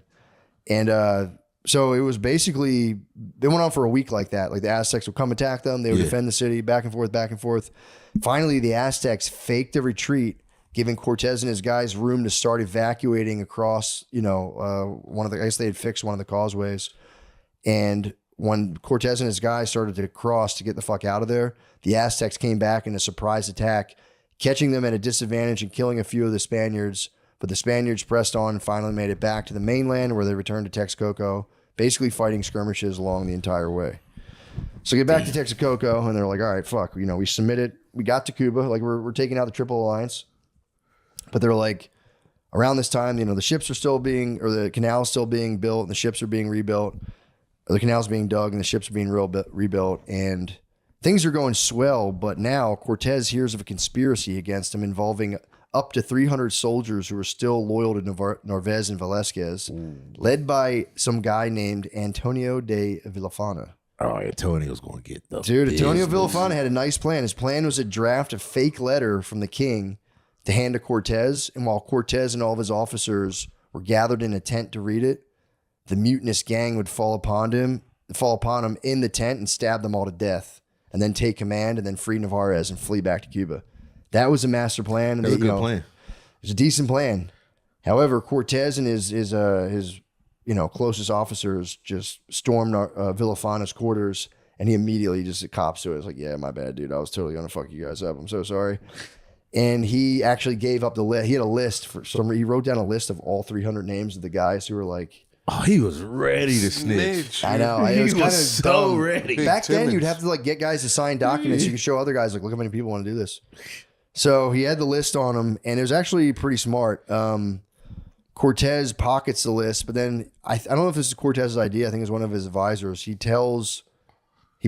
spread the rumor that Villafana ate the list before anyone could get it, so that the people who were against him thought they were safe and had no idea. Yeah. Cortez, they don't talk about it anymore, but Cortez basically arranged a personal bodyguard for himself 24/7, and then slept in a coat of armor from then on out. Yeah. And Villafana was hanged outside of his room for everyone to see, and all the other traitors, unbeknownst to themselves, had eyes on him. So they had people kind of like keeping an eye on them, and I think the thing just died out after they hung that guy. So as the boats near completion, Cortez sends Sandoval southbound now. They went north, and now they're heading southbound to finish the campaign of conquering all the territory around Tenochtitlan, completing his chokehold on the area. So Sandoval heads south, pretty much slashing his way through all these places and villages, comes up on this place called Yexopixtla, which was difficult to take given its strong elevated position. Sandoval from the bottom is like, you guys better fucking surrender or face the consequences. And what do these guys do? They throw a bunch of rocks at him. Yeah, they love throwing rocks. Dude, and that'll piss you off. Yeah. And you're at the bottom of the hill. Yeah, true. They shoot an arrow, shoot a dart. So Sandoval goes, all right, you know what, dude? He tells his guys, he goes, I am going to conquer this place or die trying, because fuck these guys. So he fights his way up the hill, catches a rock to the head. Dude, they were rolling boulders down at them, just like really fucking them up. Finally, Sandoval and his guys make it to the top of this village, and unfortunately, they throw a bunch of the villagers off the cliffs. They were like, yeah, you guys want to fucking throw rocks? They throw them off the cliffs, and then they probably saw one of their boys get crushed by a boulder. That's what I'm saying. It was kind. They were hot. They were kind of heated, so you get it. And then guys would try to climb down, and they would fall. So it was they took that place just because they were like, fuck this. So Cortez questions all the prisoners taken from this place when Sandoval brings them back. And all of them say the same exact thing. They said Cuauhtémoc he'll die before he surrenders. So like all this peace talk, it's like, shut the fuck up. Like, it's on. Yeah. There's nothing you can do. You got to fight us to the death. So Cortez is like, all right, fuck, I'll ride south now and see if I can conquer any of these little places. So Cortez now hits a place called Xochimilco, known as the Field of Flowers. And this was a town where Tenochtitlan got a lot of their veggies from. Because the plan of encircling Tenochtitlan was to disrupt the food supply. That was a big plan. Sean's face. Sean looks like he's in school right now. No, dude, you're totally fine. This is very information dense. I'm sorry. So Xochimilco was called the Field of Flowers, and they grew the majority of the Aztec veggies. So and apparently the Aztecs relied on 50% of their food from outside sources. So Cortez was like, if they heard there were food providers, they were like, we got to take these guys out. So Cortez was like, all right, let's fuck this place up, disrupt the food supply. But cautious not to be trapped, he just starts kind of like, firing at the force of Aztecs who've been sent to guard Xochimilco. And they slowly scatter, letting Cortez and his men enter the town across another one of these big fucking bridges. But it was a fucking trap because Cortez and his men get into the town. The chief surrenders. And right as that happens, a whole bunch of Aztec war canoes paddle up to surround the city's entrance. Cortez riding at the front with his horse El Romo. I didn't know his horse was named El Romo at the time. That's cool. Dude, he leads the force to attack the Aztecs. They fight for an hour until his horse breaks down and he's carried away by a gang of warriors who are like hot to sacrifice him. Oh. Which again, they could have fucking killed. They could have killed Cortez. They could have killed him right here. And like again, if Cortez died, the whole thing was over. Yeah. Could have killed Cortez, but they're like, oh man, we can't wait to fucking drip this guy's blood on the altar. And again, a massive blunder by the Aztecs. Luckily, Cristobal de Olia, along with the Tlaxcalan soldiers, slashed through the Aztecs and free their commander. Let's go. Massive blunder. They're too busy. They're too focused on wearing his face and jerking off his dead body to win the fucking war. Cortez hops on El Romo, and the Spaniards fight through the throngs of Aztecs, lucky to escape with their lives, though they were still trapped in the city because all the causeways had again been removed. So Cortez is like, son of a bitch with these fucking bridges. Next morning, Cortez wakes up, the sunrise, climbs to the top of the temple to see kind of like what's up. And he's just like, holy shit, there's literally 10,000 Aztecs clogging all the surrounding rivers heading this way to encircle the whole city and just, fucking kill us. Cortez runs down the steps, tells everyone to get the fuck out of there now. Luckily, the night before, he had told the Tlaxcalans to fill the fallen bridges. Just start throwing fucking stones in there and just give us a little kind of a runway here. And they were able to accomplish it because they got the fuck out of it. I think they also had burned a lot of the city the night before, so they did destroy the place. Yeah. But they saw those Aztecs coming. They were like, fuck this. And they fucking just bounce out of there. So the Cortez and his company head back to Texcoco. Mission accomplished. Now, as Tenochtitlan had been pretty much completely encircled, the surrounding towns either destroyed or loyal to Cortez. And upon getting back to camp, Cortez was met with another little bit of good news. Another wave of reinforcements had been sent, and the ships were also completed. Oh, heck yeah. Yeah, pretty big stuff. That was reinforcements from Spain? Yeah, they got Spain and Hispaniola. So it was like someone directly from Spain, someone from Hispaniola. So now we're in April 1521. Cortez has, again, completed the encirclement. Every major city-state around Lake Texcoco was either conquered, allied, or destroyed. The 13 brigantines, his big warships, were fully assembled in Texcoco, fitted with cannons or sails. The 1 mile canal had been dug, is ready to go. So at this point, too, he's got, they say 900. I thought they had 1,200 Spaniards before, but they're saying he had about 900 Spaniards, 100 plus horses. This is huge.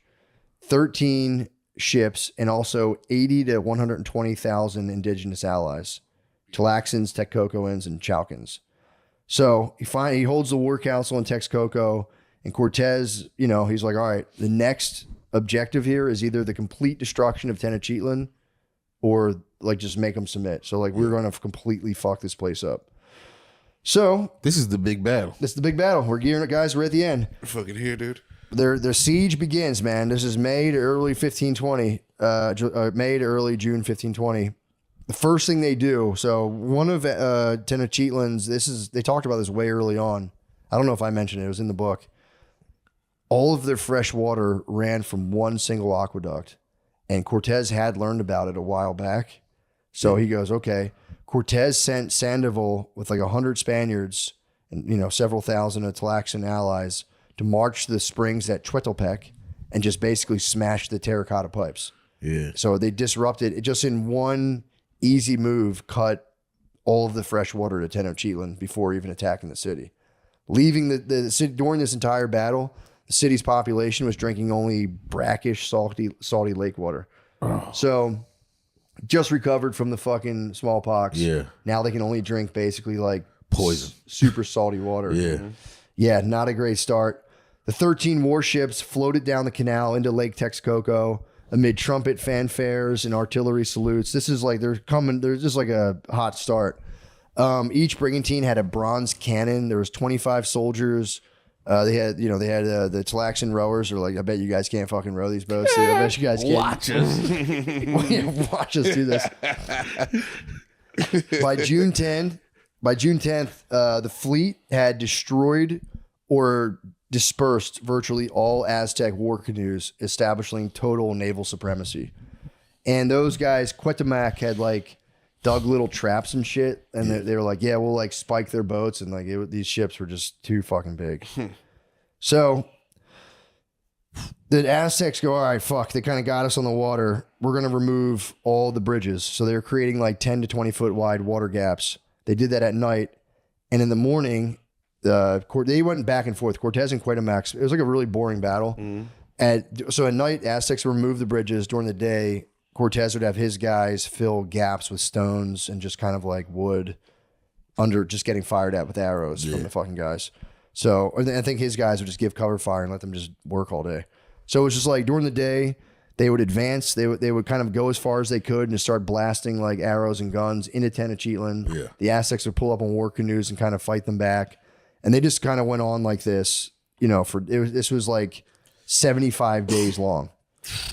So they get into July now, just doing this kind of like just, destroying the outer districts of the food. They're trying to like anywhere that had markets or food. They were like, we got to kind of disrupt this. So they would like come up with ships and kind of blast them with cannons. Yeah. They would just blast, it's a really boring kind of battle. They had one at the Battle of the Broken Bridges, was 3 days of fighting across like a 200-yard water barrier. During this was kind of brutal. 60 Spaniards were killed, I think when like a gap in the bridge collapsed. There's also the assault on the Templo Mayor, which because again, they would like enter, they would rebuild the bridges and then enter the city, fight in the city and come back. At one point, Cortez, I guess his guys are getting bored, being like, dude, we've been doing this for a fucking month. It sucks. Cortez leads an attack on the main temple precinct, and after 3 days of intense gunpowder charges topple the twin pyramids of Huitzilopochtli and Toluca. So I think he finally killed the hummingbird god of war. He had enough of that shit. But again, it was like he had a Sandoval. All of his forces were split. One guy was going towards like the Tacuba Causeway to hit this place. One guy was going on this place. He was going here. So they're all just like going in and getting fucked up, going in and getting fucked up. It was like nonstop.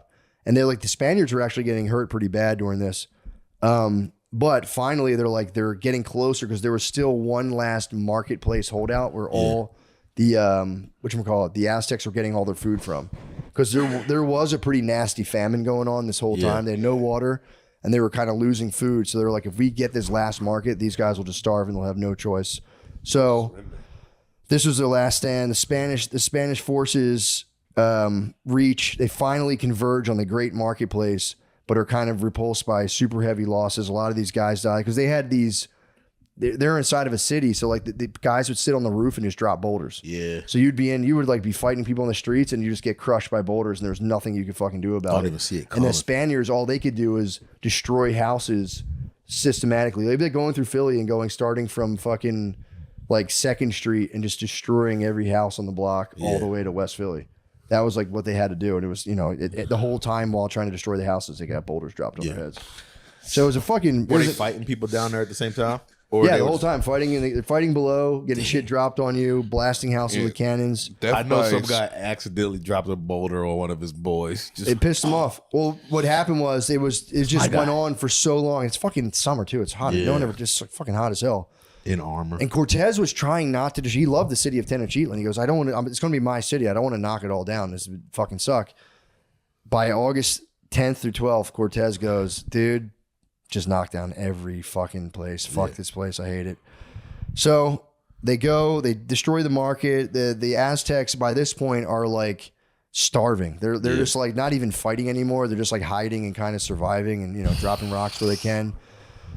Midday, the 13th of August, Cuauhtémoc, his family and principal lords attempt to escape the city. Like Cortez wins. It's over. He's like destroyed basically almost every building in the place. The guys are starving to death. Cuauhtémoc is like, all right, we're out of here. He tries to escape.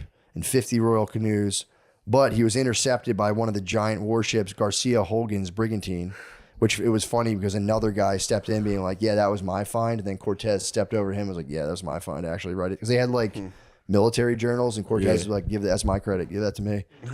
But he really stole it from somebody else. No, like one of the guys on the ship, the captains were the guys who actually intercepted him, and it was like, hey, write that down in the log that I was the one. And then his superior was like, actually say that I did that. And then Cortez eventually did it. But so they intercept Cuauhtémoc, and Cuauhtémoc surrenders and is taken to Cortez, which is kind of funny because Cortez is like, bro, like, what the fuck, dude? Like, why'd you make me do that? And Cuauhtémoc goes, bro, my dagger's on my side. Fucking stab me, dude. Like, I'm not going to do this shit with you. Yeah. I lost. Kill me. Just fucking kill me. And Cortez was like, where's the gold? He's like, tell me where the fucking gold and the treasure is. And they started burning this guy's feet. I think they spent like a day or two, like blistering this guy's feet with like hot embers. Yeah. He was just like, fuck you guys. At one point, he was like, he was credited being like, do you think I like this? That was, I think it's one of his final words. He requested death. He's like, guys, give me death. At the end, all said and done, Aztec military and civilian dead between 100,000 and 240,000. Spanish dead in the siege, 100. Damn. But again, there was a massive famine. Like, I didn't really get into how bad the famine. These guys were eating like dirt and lizards. Yeah. So like they were fighting this. They actually put up a good fight while with no fresh water and like virtually zero food. Yeah. So and like they towards the end of there, it was sad. Like there'd be like starving little kids would pop out behind the rubble, and like they looked like skeletons. Yeah. And they were like, damn, the Spaniards didn't really feel great when it ended. They were like, that was really fucked up. A lot of our guys died, and we just like decimated a village full of starving people. The morale, like you spaz on a whole country and go, ooh. Yeah, it starts to set in. So because too far. Cortez, so the resistance ended. The Tlaxican and other indigenous allies begin just like 3 to 4 days of systematic revenge killings and sacrificed thousands of Aztec prisoners. So there was like it's kind of fucked up because the Spaniards try to hold like a proper war celebration. Like, yeah, we finally won, but they're so fucked up. Yeah. But so the Spaniards ended up drinking, getting hammered for like 4 days, like blacking out. Again, just like really helping themselves to the local population of women.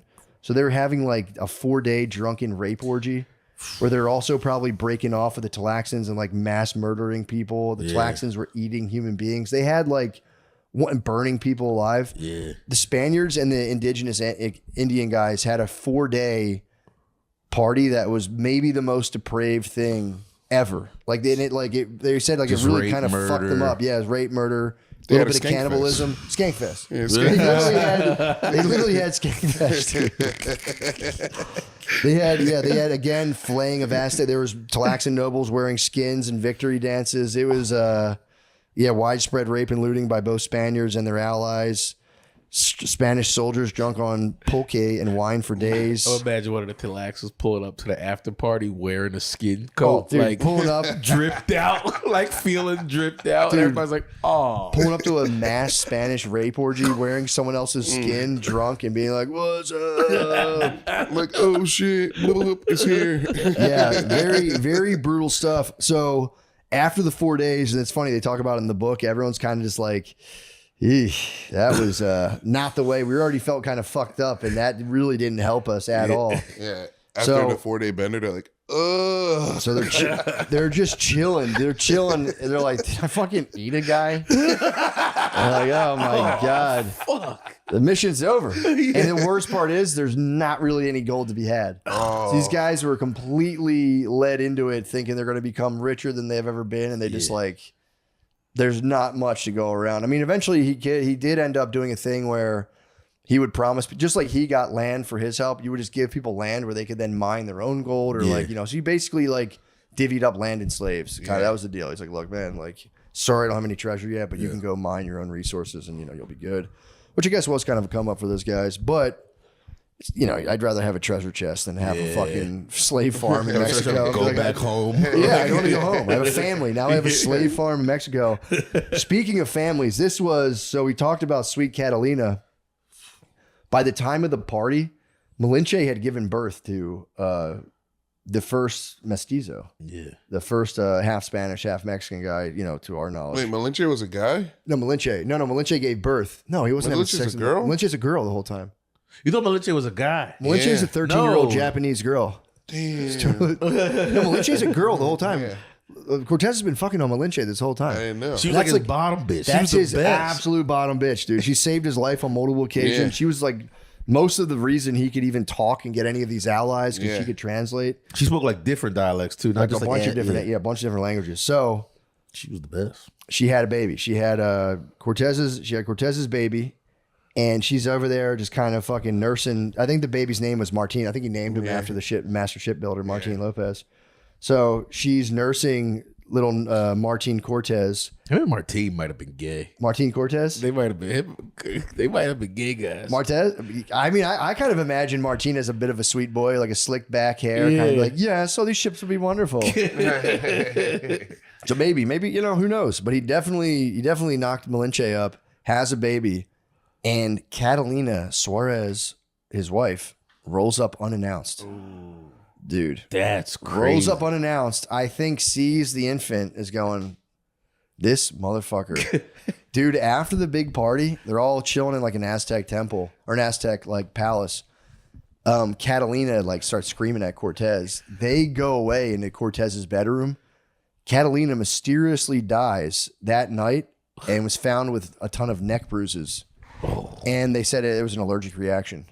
Cortez choked his fucking wife to death. Choked her to death. She came all the way there to the party, and he was like, "What the fuck are you doing here?" And he choked Catalina to death because he didn't want to get married to her. He was forced to marry her. Yeah. And then she came bitching at him about him having a kid with Malinche, and he was just like, "I just took over Mexico," and he choked his What's wife. one more Surprising body? turn. Yeah. I mean, but it was after the orgy, dude. He did the fucking nonstop orgy. That's also the worst day. You're partying, and then all of a sudden, it'd be like us partying in Tokyo, Yeah. and then all of a sudden, all our babes showed up. Like, how'd you fucking get here? And you imagine, it'd be like if you partied in Tokyo, and Tokyo was like, "Yo, dude, Tokyo's yours." Yeah. Yeah. You guys rule. And like, wait, I have a baby now? You're like, what the fuck? Here's the key to the city. So, and that was his tale. He fucking took Mexico. Cortez also, like, he became famous. He was a famous guy, but he, after Mexico, he from 1530 to 1540s, he spent the next 10 years in a series of failed expeditions. He tried to take Honduras. It was a complete disaster. He explored Lower California and also Algiers. But like, he just like a bunch of guys died. Like Mexico, it was a one-hit wonder. Mexico was like a crazy amount of luck. All these other places, it was a fucking disaster. In 1540s, he returns to Spain seeking recognition, but everyone's kind of like, yeah, dude, you were kind of cool 10 years ago. But he had like washed up ex-quarterback energy. Yeah. So like he was like, he actually died kind of broke. He didn't have a lot of money, but he was the man though. Like if you roll up, people be like the people were like Cortez rules, but he wanted an audience with the Royals, and they were like, dude, you're a fucking Buccaneer. Like, you're a Buccaneer. Thanks for Mexico. But you're a fucking psycho. Get out of here. So he never got the status he was seeking, but he was a legend, dude. Yeah. He was a local legend in the pub. So everyone was like, Cortez is the man, but again, So his show wife. up, drink for free. Yeah, it's drink for free. Everyone, obviously, you probably could tell the sickest stories. Malinche, this is kind of where are they now? Malinche ended up dying 1529. She died kind of early. She died way before Cortez. Pedro de Alvarado, he conquers Guatemala and El Salvador. Nice. Yeah, and he dies 1451 in a war when he got crushed by a rolling horse. Damn. Yeah, and then Mexico City was founded in 1522 on the ruins of Tenochtitlan. The lake is gradually drained in 1600 to 1900, and the modern city continues to subside because of the compressible lake bed. I don't know what that even means. That just was in the footnotes. But yeah, that's where we have Mexico City now today, and that is the tale of the conquistador, Hernan Cortez. Killed his wife at the end. I didn't see that.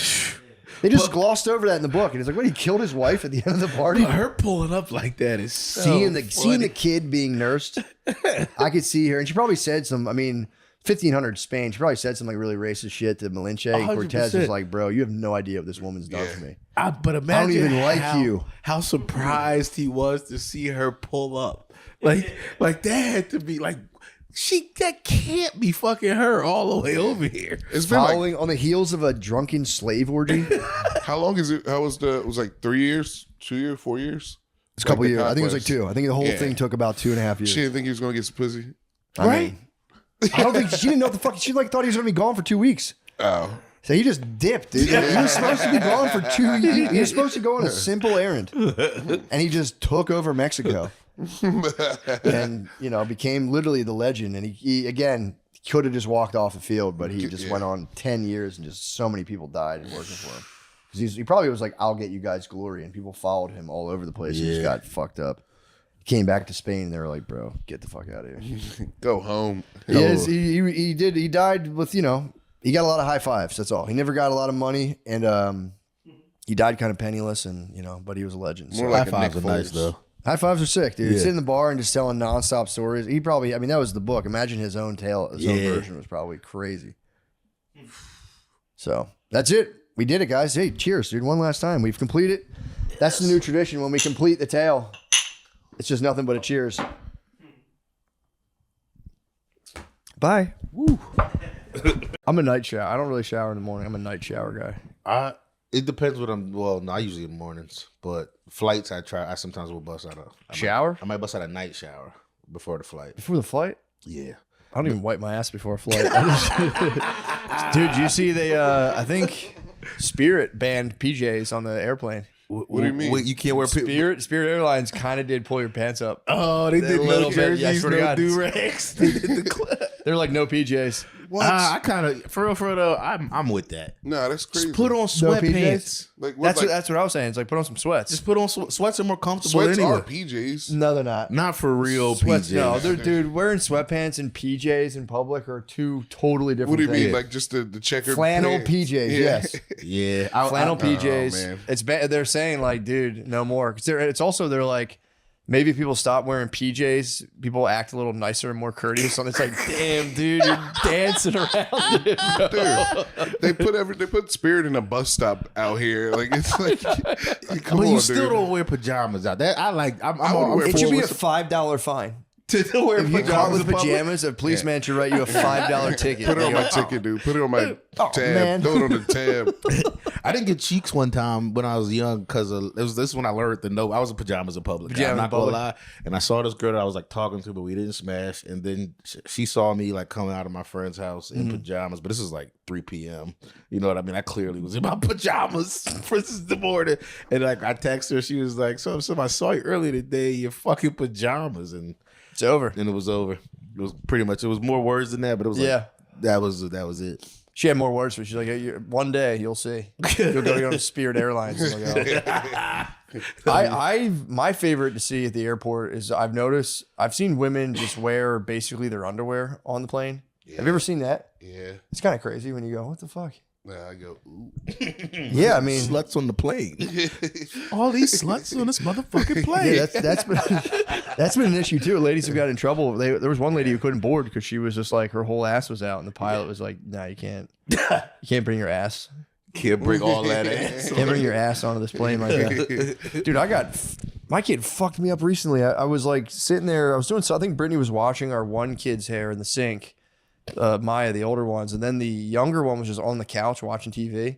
And I went to like hook her. She was like, "I'm cold." I went to like hit her with a blanket, and she popped up, and she had her pants down. Her ass was out. And I was like, "What the fuck are you doing?" She was like, "Just been scratching my butthole." And I was like, "Yeah, get the fuck up and wash your hands."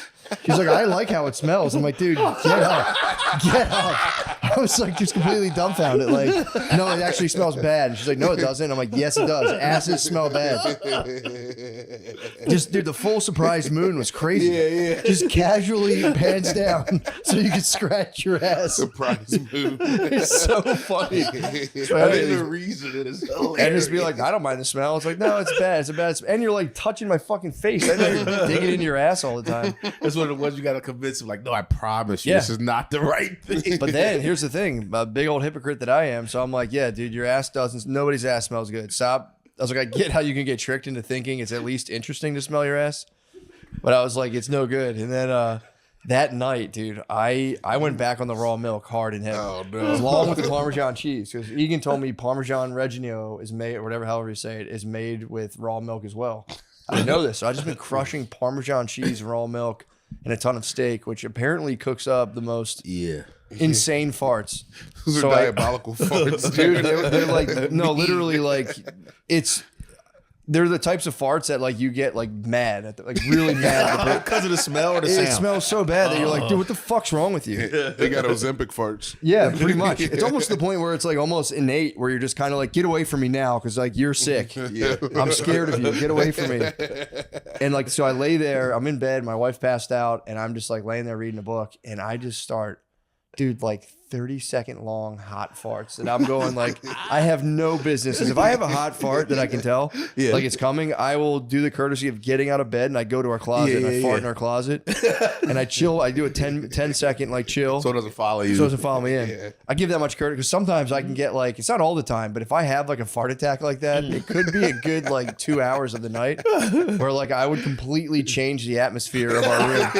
So I was like, it was one of those nights, but I was wake like, up, it's all muggy. the windows are fogged. But you've changed the smell of a room before. Yeah, well, of course. It's like you got a humidifier on. That's where babes get off the funny. They're like, it's not funny, and you've literally altered the atmosphere. So they don't, So if I have one of those nights, I try to like at least step outside or like don't, I'll like give a little bit and see, and if it's like however it's met, I'll be like, all right, I'll go to the closet. But let's go fart in the fucking walk in. But so I'm laying there, I'm so cozy in bed, and my wife passed out, and I just start like, dude, just crushing like 30-second hot farts. And I was like kind of surprised. I'm like, how does this not smell? But it was all trapped under the blanket. Oh. And the whole thing is I was like telling my daughter, like, dude, like, don't smell your ass. That's crazy. I couldn't help it. I was like, does it smell? And I started for real sipping, dude. I'd be like, take a little smell. And I was like, dude, that is You got the yourself a craziest. Dutch oven? Well, I was just letting a little bit out to test the waters just to see if it smelled. And it did. I caught the whiff and I was like, it was almost so, it was like so heady that I was like, this is like intoxicating. It was crazy. And then finally I'm letting it out more and more because I'm like, I got to get it out from under this blanket. So I started letting it out, and finally like I got up fully to go to the bathroom, take a pee. And as I started to get out of bed, my wife woke up out of like, I knew you were going to say she woke up. Deep sleep. Dude, out of deep sleep. It was so bad. She popped up and was like, what the fuck? Oh. And she like, she never says like bro or dude, but she was so tired. She's like, what the fuck, bro? Bro. Oh my God, what the fuck? And she was like mad, like literally being like, fuck you. And she was mad at me. And then she passed back out. And I've never checked. She doesn't know this happened. Really? She doesn't remember? Total MIB flag. That's Dude, awesome. the fart knocked her back out. She passed back out, and like it's been 2 days, and I have yet to bring it up, but she hasn't said anything. Dude, you hit her with the bro I got away spirit. with the absolute murder. Yeah, the bro getting like a fuck you, bro, out of my wife was like, what the fuck? I was like, Jesus You Christ. hit her with the Holy Ghost, dude. Oh, fuck you, bro. What the fuck? I was howling laughing in bed. She was like, fuck you think this is funny? And I'm like, no, I'm not laughing. It's not funny. Oh, it was literally watching her go zombie mode from like an absolute. I mean, it was like a spoiled fruit. It was. I mean, I feel ashamed even talking about it. I shouldn't talk about it. No, raw milk fart sounds like it's Raw gotta milk. be The that. Parmesan, dude, is what really gets you to pinch your nose. The Parmesan hits you with notes that you're like, yo, dude. The Parmesan gives you some exquisite notes. Gives you a different taste on your fart. A nice twist. It's okay to I was talking about this last night. I said December is officially Anal Health Awareness Month. Yeah. That's what I declared. No Nut November, and then now it's No Solid Log December. Because I mean, sorry guys, this is going to be a diarrhea podcast, but yeah, Diarrhea man. in December. Hey, sorry, man. I think the whole squad's got diarrhea. You said you did basically a sampler basket. Oh, yeah. I had one of those too, where it's one of every type of turd. You're like, what the fuck is my bar? It's a smorgasbord. It's shrimp, it's a log, and then it's just like A chowder. little mashed potato. Oh, it's crazy, dude. I had one of those yesterday that was the full smorgasbord that now I'm just locked into diarrhea. Topped off with the I'm gravy. in diarrhea right now, which is like, I haven't had diarrhea in a while, but it's like, I'm rocking it. Diarrhea dumps. is- Two dumps. I kind of like diarrhea better than regular poop. So honestly, dude, Yeah. so do I. I don't mind the pile, but when it's like you get a hot pile, like the true heat from diarrhea. Here's is the the thing: worst. it's all about solid diarrhea ratio. Diarrhea is a nice treat. Yeah. If it can't be the mainstay, if you're Yeah. if you're locked in diarrhea, that I'll get scared. After 4 days, I start going, all right, what's going on? That's here? it. 4 days. 4 days, yeah, I get alarmed. As you should too. Don't lower the bar. 4 days is nothing, dude. 4 days in a row? Grunt Yeah, on 4 there. days with no solid turds is nothing. I had my first log today. I was really happy. Oh to yeah, get you that. had stomach problems over the I holidays. struggled with the neurovirus. Yeah, You had to cancel the show. I had to cancel the show. I said last night at the Noctis I was pissing out of my ass and shitting out of my mouth for 24 hours straight. You look for real like you lost 10 pounds. Like, I did, in as your a face, cleanse. I see. Yeah, you probably did, honestly. I kind of like it. I feel like healthier now. And you were locked up with Bay and her family. Yeah, it How was was that received? humiliating. You going as a guest and just shitting and puking the whole time? All right, you got it. The tub. No, Is it's just like is that too many Yeah. detail? Is that TMI? I don't I'm want to sorry. talk about it because I think like her cousins and stuff listen to this, but They it don't was know. like, Wait, so you were secretly throwing up and shit? no, they know that I was really, really sick, but I don't want to get into the nitty gritty. I want to know what happened in the turb. It was just like, dude, I lost control of all of my faculties. And like, I was busting out of but it. you had to be quiet though. No, I mean, I should have been quiet, but I wasn't. I was Damn. like, I couldn't help it. I Like, wonder if any of them thought you were toning it up. They're like, damn, cousin Sean's tearing it up. Oh, oh. Like, this fucking asshole. We invite him to our house for Thanksgiving. He's up there tearing it up. You came downstairs. You visibly lost 5 pounds. You're like, yo, how much did this dude spray? This is crazy. So they knew you were sickly. They knew you were diarrhea and vomit, but they didn't. They were polite about it. They didn't say. they were nice about it. Yeah, one of her aunts was a nurse. She offered to get me an IV. It was like horrible. Like I couldn't drink water. I just wanted water so bad. I was so Damn. thirsty. Every time I would drink anything, I would just puke it immediately. Oh, it stinks. When you're that sick, can you still rip cigs, or is like you had No, to check I out? didn't. That was the first time I probably went a day without a cig in years. Dang. How'd it I- feel? I guess you're I so didn't even feverish. notice. Yeah, you're so like feverish. I went to bed at like 6 p.m. and I woke up at like noon the next day, feeling Dang. normal. That's nice. 24-hour bug. 24 hours, and one of her aunt, they were really nice. They got me like a bunch of drinks, and one of them gave me like these nice nausea pills that helped me sleep really hard. So everyone was Sofran? really, yeah. Everyone was really nice and helped me out a lot, but it was still humiliating. That was like your Just, first time meeting most of them, right? most of them, yeah. Yeah, it was the most embarrassing thing ever. Hello, Uncle Zach. That's what it was. Like I was praying to God and like cursing my stomach, like probably loudly in the bathroom. I couldn't help it. Like it was, I had no control. My shit was tone up. That's exactly what it sounded Did like. you get to eat any of the Thanksgiving meal? Yeah, because it was right after Thanksgiving that I got sick. Oh, So my lady was sick on Thanksgiving. She didn't you get think you to- got the bug from her? Yeah, I know. I Yeah. got the bug from her ass. You're probably bug chasing. I was bug chasing. All the little kids got it too. It Did they? sucks. Yeah, it sucks. Damn. I hope. How many bathrooms is in that place? Well, they all went home. They all lived, but Yeah, dude. I hope they didn't get it. That would be bad Who, if the I kids? brought a plague upon. No, like her aunt that I was staying at and stuff. She's a nurse, bro. She's probably champing that shit.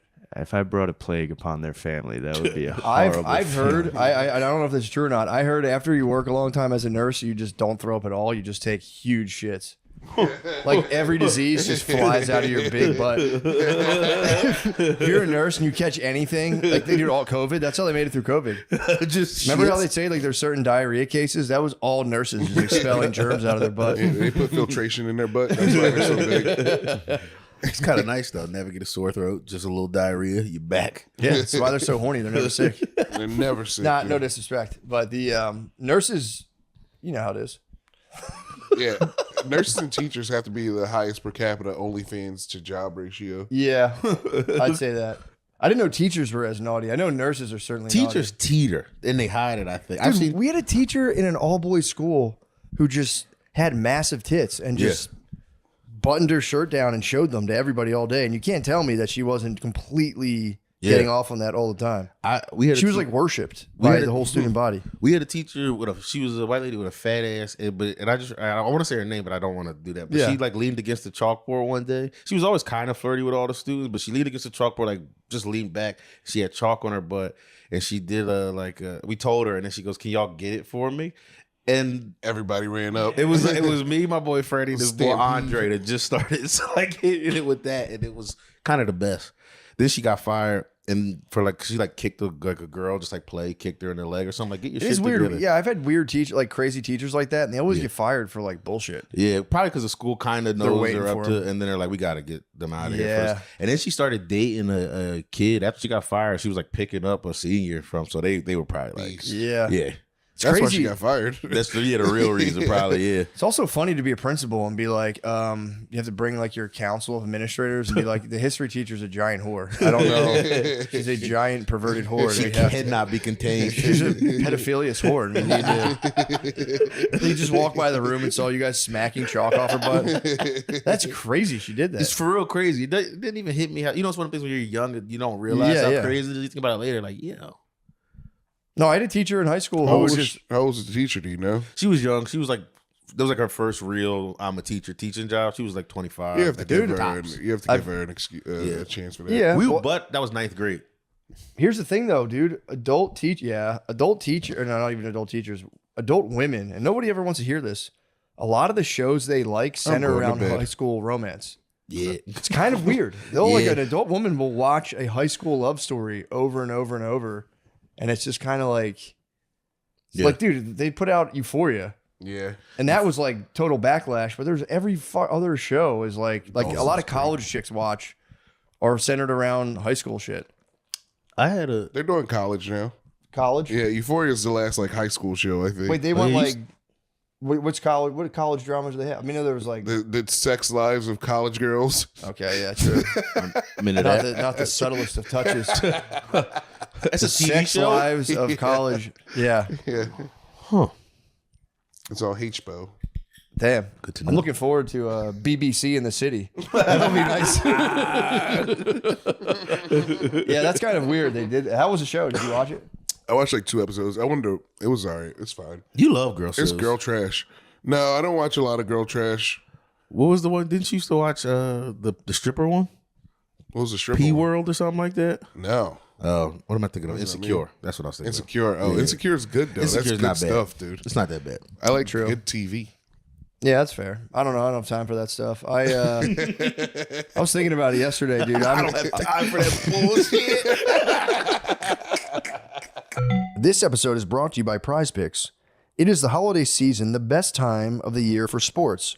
Bowl games, basketball matchups, playoff pushes is all happening at once. And while you and I are out here making decisions every day, like, is it still too early to start buying gifts? There is one place where it feels good to be right. Prize Picks.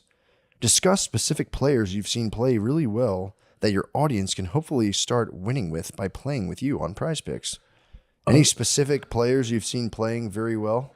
Lately, AJ Brown's been back. I mean, we still lost, but he's been. You like how he's playing? Yeah, I like how he's playing. If you go in basketball, Tyrese Maxey looks amazing. He's Shea, Jokic.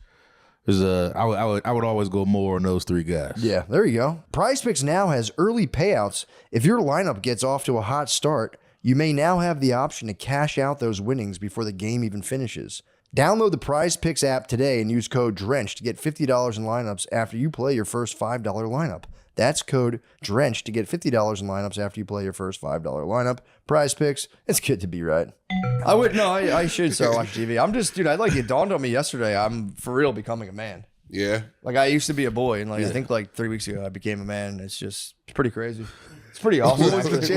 What happened? I don't know, dude. I just how you, I don't know if you guys have this, but like, a lot of times I would just get like weird feelings all the time and be like, I don't know, man, life's kind of weird. I don't know if I'm doing the right thing. They've just gone away. And I just kind of like stand in my house devoid of emotions. And I'm like, what do I have to do this week? And I just kind of like stare at stuff. Oh, I think that's it. Yeah. I'm telling you, I don't have like any thoughts anymore. I just kind of like stare at my family and I'm like, fuck, I got to move you guys to this place, drop you off. Yeah. And then just like think about what I have to do. And I just do it. And I'm like, all right, that's done. And I just shit, and then You ever see a dad just walk stare- around and look at stuff. That's all I do now. It's kind of cool. Do you have a chair? Do you have like your own chair that this is like where I sit when I'm in the No, house? it's a Final Frontier. Yeah. You been looking at chairs? You been looking them up? I don't watch TV. I mean, So I kind of just like I stand and eat every meal. I stand for the most of the day, and then I finally just lay down. And I lay there and read a book for like 15 minutes, and then I fall asleep. yeah, you live a horse's life. I really do. And if I have free time at all, I take a walk. And I just walk around and go, this is a nice pond. That's all. Yeah, true. I'm living a horse's life. No, it's crazy, dude. I got button-down shirts now because I'm a man. I like I have button-down shirts, and I feel Thanks, fit, dude. I noticed it when you were. I was like, dude, Matt looks like an adult today. the Crocs. I got to chill with these Crocs. Can't stop these Crocs. Did I tell you about these things? No. I got them from it's a sporting goods store kind of near my house. Yeah. It's not Dick's, huh? Academy, dude. But Academy's great. Academy's nice, and they also have like a lot of like industrial stuff. Mm-hmm. So like you go in there, Dick's has a lot of sporting goods, outdoor stuff. Academy, from what I've noticed, has a heavy Mexican clientele. Yeah. So like, dude, I got these Crocs, and these Crocs, like, they're not normal Crocs. You can tell by the heel of these things. These things are for like Those are working Crocs? single mothers who like work in like slaughterhouses on a night shift. These are like industrial Crocs.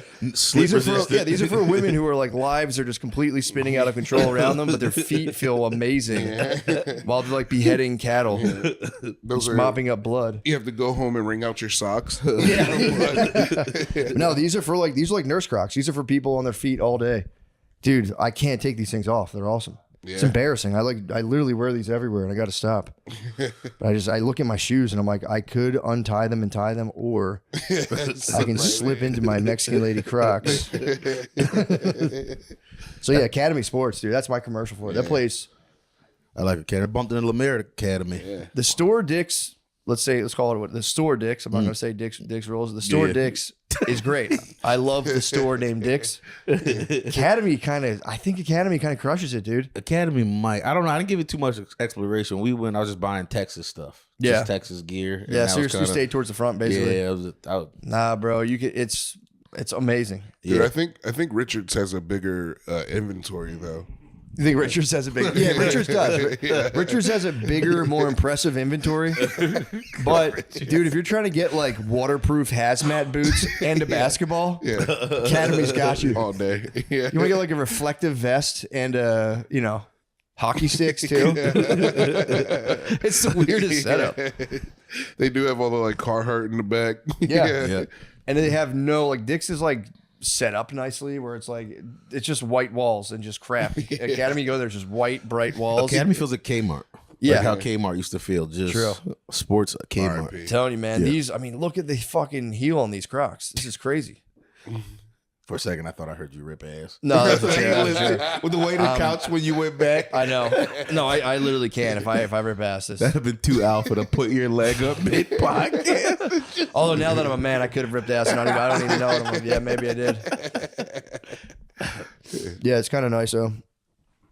You're engaged. You're staring down the barrel of just zero mental activity and a swollen prostate. Yeah, and I feel like it starts right away. Like I got engaged and it's changed. I don't know. Mentally, it's changed. This changed. Everything's changed.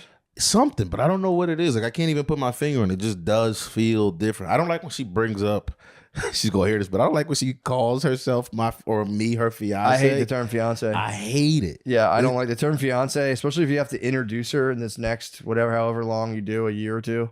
There's nothing worse than like having a sweater on at some dumb party and be like, "This is my fiance." You just feel like such a fucking noodle. It feels like it's like it It's doesn't. like, we should just do like my super bitch. I kind of love This is that. my super bitch.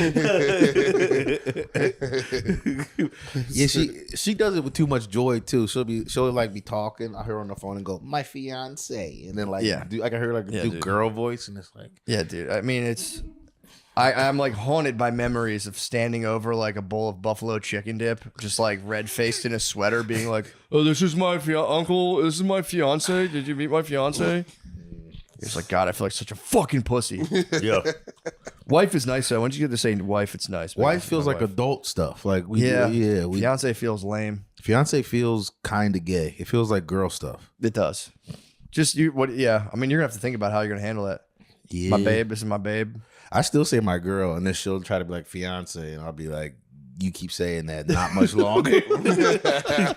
I love threatening to not be engaged anymore. Yeah. I can turn back at any moment. Oh yeah. Put the ring on the dog. You have a powerful coin in your hand right now. Let's go. I don't know. We'll see. Yeah, I don't know. That's the problem though. Once those down payments are down, Yeah. the caterers are secured, she'll start calling your bluff. Yeah. I'm still thinking elope. Elope is nice. Elope and maybe a party. Still want to party with the. I don't. If you always shake your head, you love weddings, you love pageantry. I want you guys to spend money. See, has she thrown the engagement ring back at you yet? And like what? Taking it off and like fuck you and throwing it at you. I That's am a good sign. so short. With her, I feel like she knows if she tried that with me, I'd do something, but I'd pawn it. Like I might regret it later, but if she threw it back at me, I would go, I'm pawning it.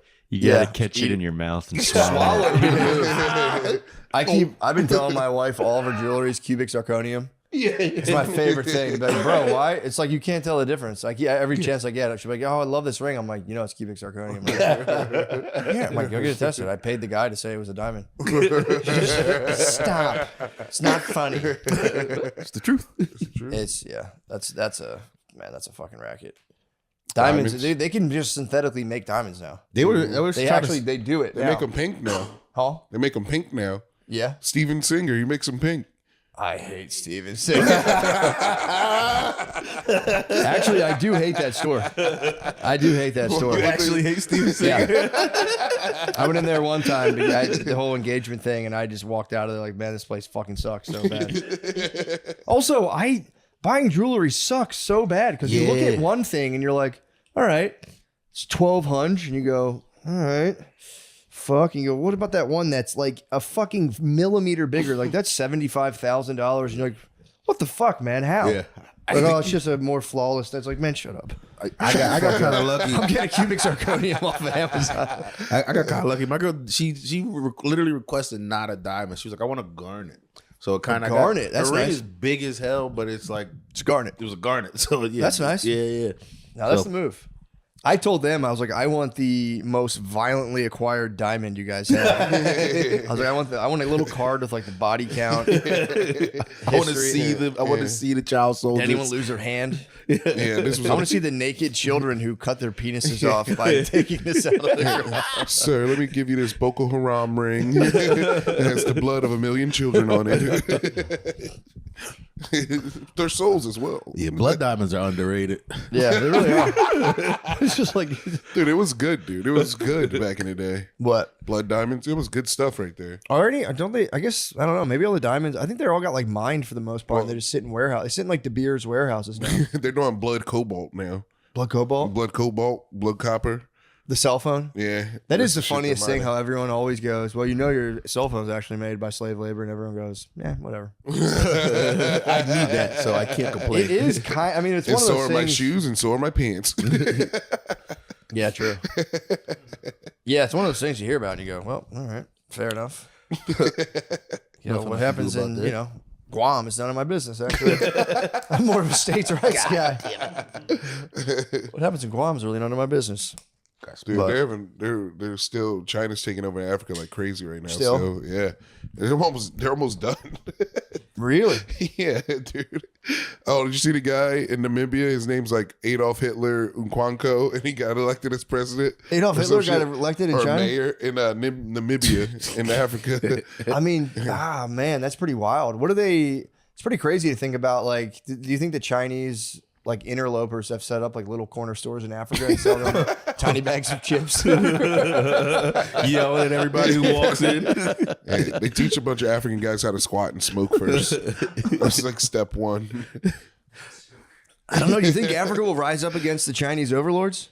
No. The Chinese overlords mistreat I've seen videos of them like smacking them with sticks at construction sites and shit. Really? Like just real snapping, just hitting them with big ass like What? not like kendo sticks, but they look like I don't know bamboo, but I don't. Like, they got to be shipping the bamboo in. Dude, what the fuck, man?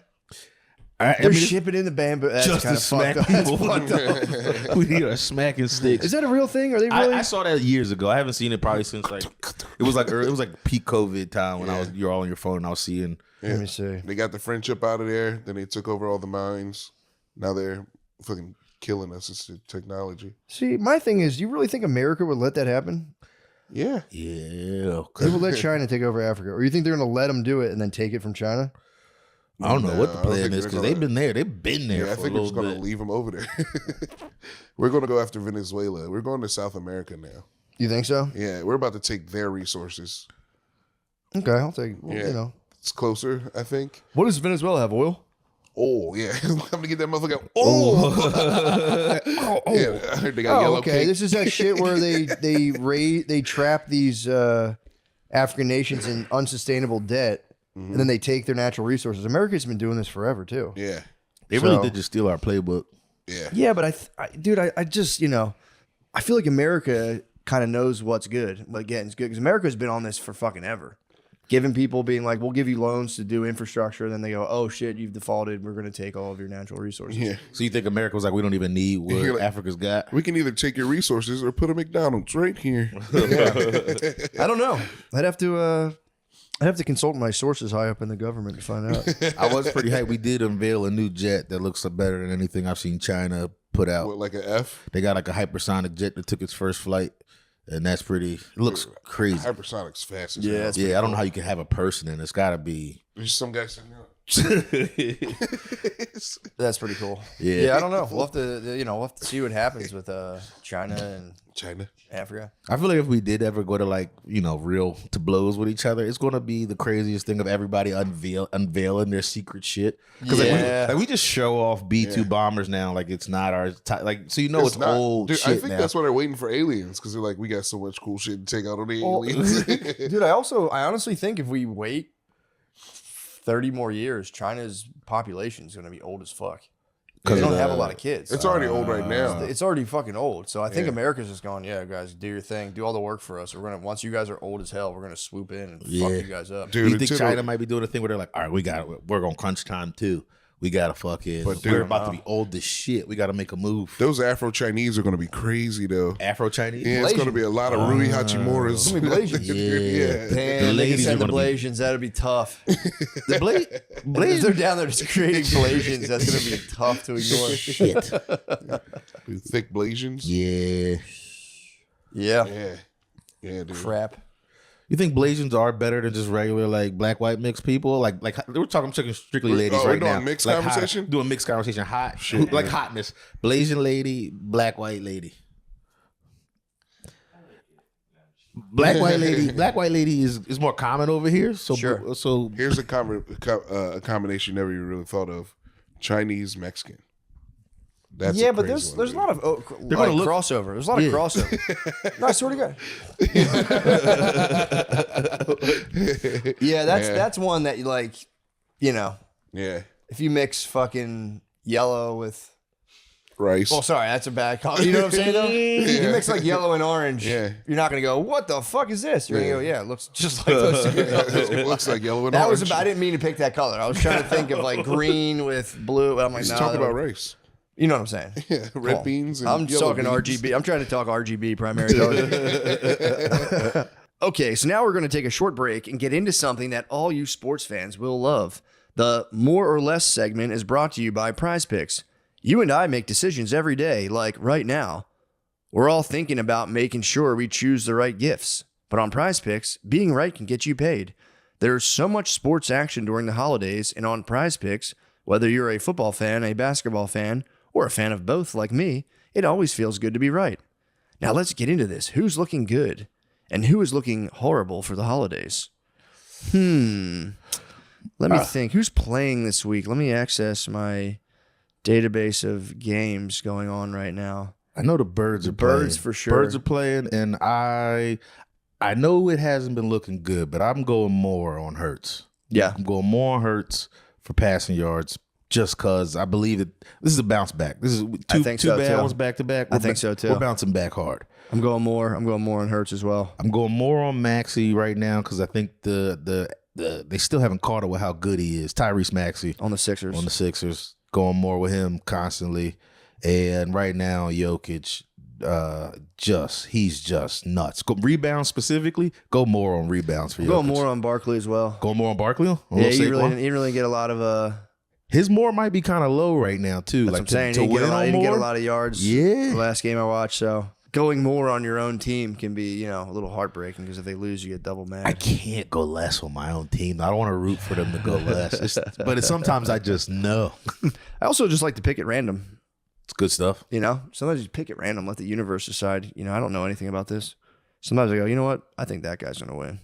I like his look. Yeah, exactly. I like that guy's name. I think he's good. Any personal story? Anytime you're way too confident making a pick that fell apart? Nope. I've won every single time. Undefeated. Yeah. Okay, so that's our take. Now it's time to lock in yours. There's no better place than Prize Picks, America's #1 sports picks app. And even if your team is looking more cooked than an overdone turkey, with Prize Picks, you don't have to wait until next year's draft. Prize Picks lets you play fantasy football every week, pick your favorite players, and win when they hit their projections every week. No draft required. Download the Prize Picks app today and use code DRENCH to get $50 in lineups after you play your first $5 lineup. That's code DRENCH to get $50 in lineups after you play your first $5 lineup. Prize Picks. It's good to be right. Dude, I've had a type of video that's been taking over my algorithm now. That's just, do you see the videos where a person in like a black bandana over their face just records like an elderly person until the elderly person freaks out and like comes at them and they spray him with pepper spray? No. It's the most weird. It's the craziest genre. Who sprays the pepper spray? The cameraman. What? So it'll be like 3 guys with like their faces entirely covered, just like this, in like a 70-year-old's face. The guy like, "What? Why are you recording me?" And they just go, "He's like, get away from me!" And as soon as they reach to block the camera, the guy goes, "Shh!" Blast him with pepper spray, and they go, "Ah!" And there's a lot of people in the comments being like, "That's what the fuck you get when you try to touch people's shit." That's fucking gotta be a Karen bot. ass bitch. And I'm like, Gotta be a bot. Are you sure this is an AI? maybe I don't It's know. Russian disinformation, I think. You think they're fake? Yeah, I think it's dividing us. I don't know, dude. I could see I've seen a lot of rage bait, and I'm like, that does seem like a way, because I watch a lot. My whole algorithm for the most part is rage bait. It's Yeah. people going into like Lowe's and Home Depot and like bumping into an old guy's shopping cart and just going, "Get out of the way, you fucking asshole!" And these dudes snap. So if you put a camera in that same guy's face, he'd probably snap as well. Yeah, you're probably. I hope it's fake. If it's fake, hope that would be it's a fake. relief. Because Yeah. I'm watching it like, Yeah. This is evil. this is like really mean. This Yeah. guy's like pre-dementia. I get crazed. Do you ever see the rage bait guy who goes up to people's dogs and goes, "Man, look at that dog. I just want to suck on its nuts." And he starts screaming. He goes, "Man, look at that dog's nuts. I just want to suck on his nuts." And he screams at the people with their dog in the park. It upsets me. We're gonna have to have like a That's the public point. health talk about rage bait, because someone's gonna have to tell really- the geezers. Like if some young kid comes up to you in Kmart and says gay shit to you, like you're probably on a viral. It's You're like a definitely video. being recorded. Yeah, you're being recorded. Chill. 'Cause these guys just go fucking nuts. I saw. I would never fucking kiss you, you little fucking queer. I saw one that just hit my algorithm. It's like the funniest thing. This dude takes 2 pictures of people like standing near each other, but like they can't be looking at each other, and then he'll use AI to make one of them do something weird to the other one. Like Yes. the one was he put his hands on this guy's shoulder and like kissed him on his neck. And he's like, "Look, he kissed you on your neck." And the other dude's like, "I'm looking at the video." He's like, "I never kissed him." Dude, that They're like, "I didn't do it." it kills them, man. And then they do another one where they'll go up to an old man and go, "Oh, you're the guy from the internet." And they go, "What?" And they're like, "Check it out." And they show a video of that man, but he has like a bra on. He's dancing. He's like, "That is not me. Get away from me now." That's And fucked they'll do up. like full sprints toward them in the store. And it's like, That's fucked up what we doing to geezers right now. I know. more lighthearted than a lot Yeah, of the that's other ones. kind of funny. But it probably does because they get so much they're getting old, they start getting worried about their mental health. Yeah. So they're probably like, did I kiss him on his fucking neck and not remember? Dude, now that doing I'm an old man, Yeah. I'm like that. But if I do 40 more years, dude, I'm already like, I can feel decline. Yeah. Physically, obviously, I'm getting stronger than ever, but mentally, it's just rapid decline. If you get me in 40 years in a parking lot, just filming my face, I'm going to cry. I'll scream cry and just like kick a shopping cart over. Get the fuck away from me. I mean, they could when they were born, they couldn't even imagine you take a picture and that quick you turn it into them kissing a man No, on it's the neck real. like You that. see it and you go, that's real. Like, am I dreaming? Am I having a fucking stroke? What's going on? We should let them shoot those guys. You think so? Yeah. I kind of like that. Yeah. I saw one guy get shot. Never seen him online again. He's not dead. He just got shot. He was in the mall. He was rage baiting some guy in the mall, and the guy was like, "Hey," he was like pushing him, and the guy was like, Oh yeah, kind of nonchalantly Yeah. too. He was like wearing a hoodie. "Yeah." I He just saw walked away. Just Yeah, I wonder if that guy got in trouble. The dude was like fucking with him. no, he didn't get in trouble. Yeah, he got off scot free. I think the other guy got in trouble. The guy who got shot got in trouble. The rage baiter? Yeah, I'm telling you, they're going to have to introduce legislation. If you get caught rage baiting, it should be like a misdemeanor. Yeah. yeah. It's really fucked up to go to people and like push their buttons like that. Although you would hope that when you're old enough, you're able to recognize rage bait and just go complete monk mode and go like, some of the old men do counter gay stuff in a very funny way. Yeah. They'll be like, I'll kiss you right now. And the guys are like, whoa, what the fuck? Or they just see a genuinely gay guy out there and he's like, yeah, I'm down. Let's fucking kiss.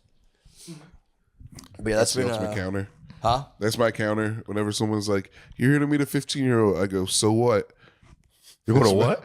No. So what if I am? What's it to you? punk? Oh man. That's none of your This guy was business. here to meet a little girl. So what? You know, it'd be a really good video. Put out a help wanted flyer.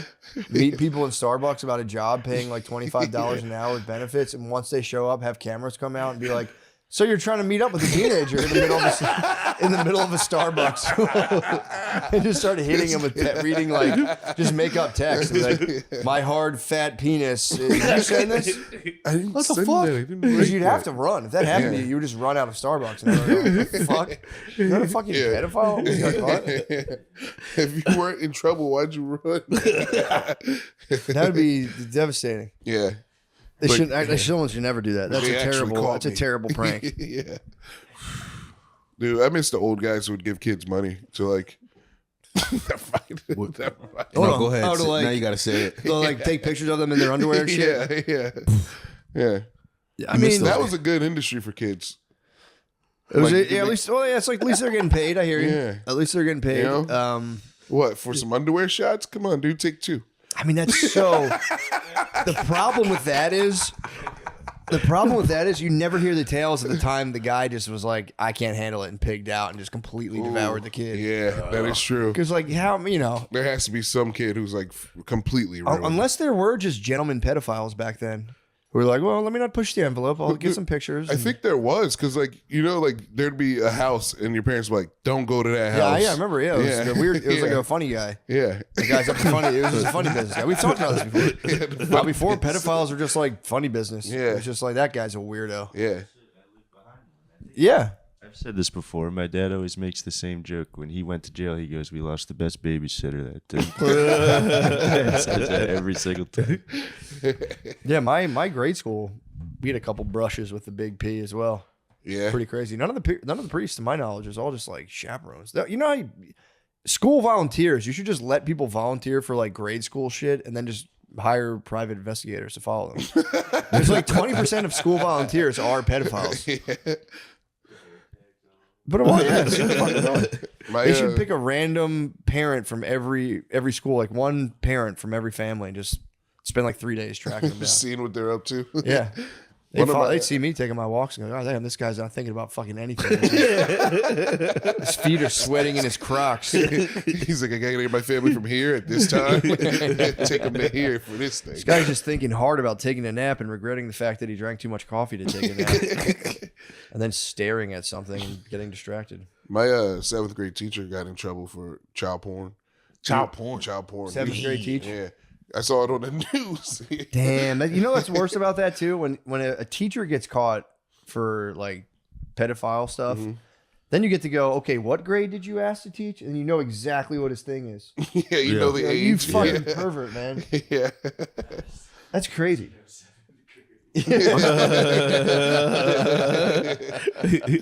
You're doing all these diversity and equity programs. You're like, we got to diversify this population. This is... I'm barely getting hard. I need some Dulcitos. Did y'all ever have like the old dude picking up the young lady from school all the time? What, like high school you're talking? For me, it was middle school. I remember this Middle school? I remember like maybe the chick got left back a year. She Puerto Rican? But Dominican. Close but enough. like, yeah, her dude used to come and he had to be like 25 or older. What? And he used to like pick her up from school and walk home. They would walk home together. And Sure wasn't her older brother?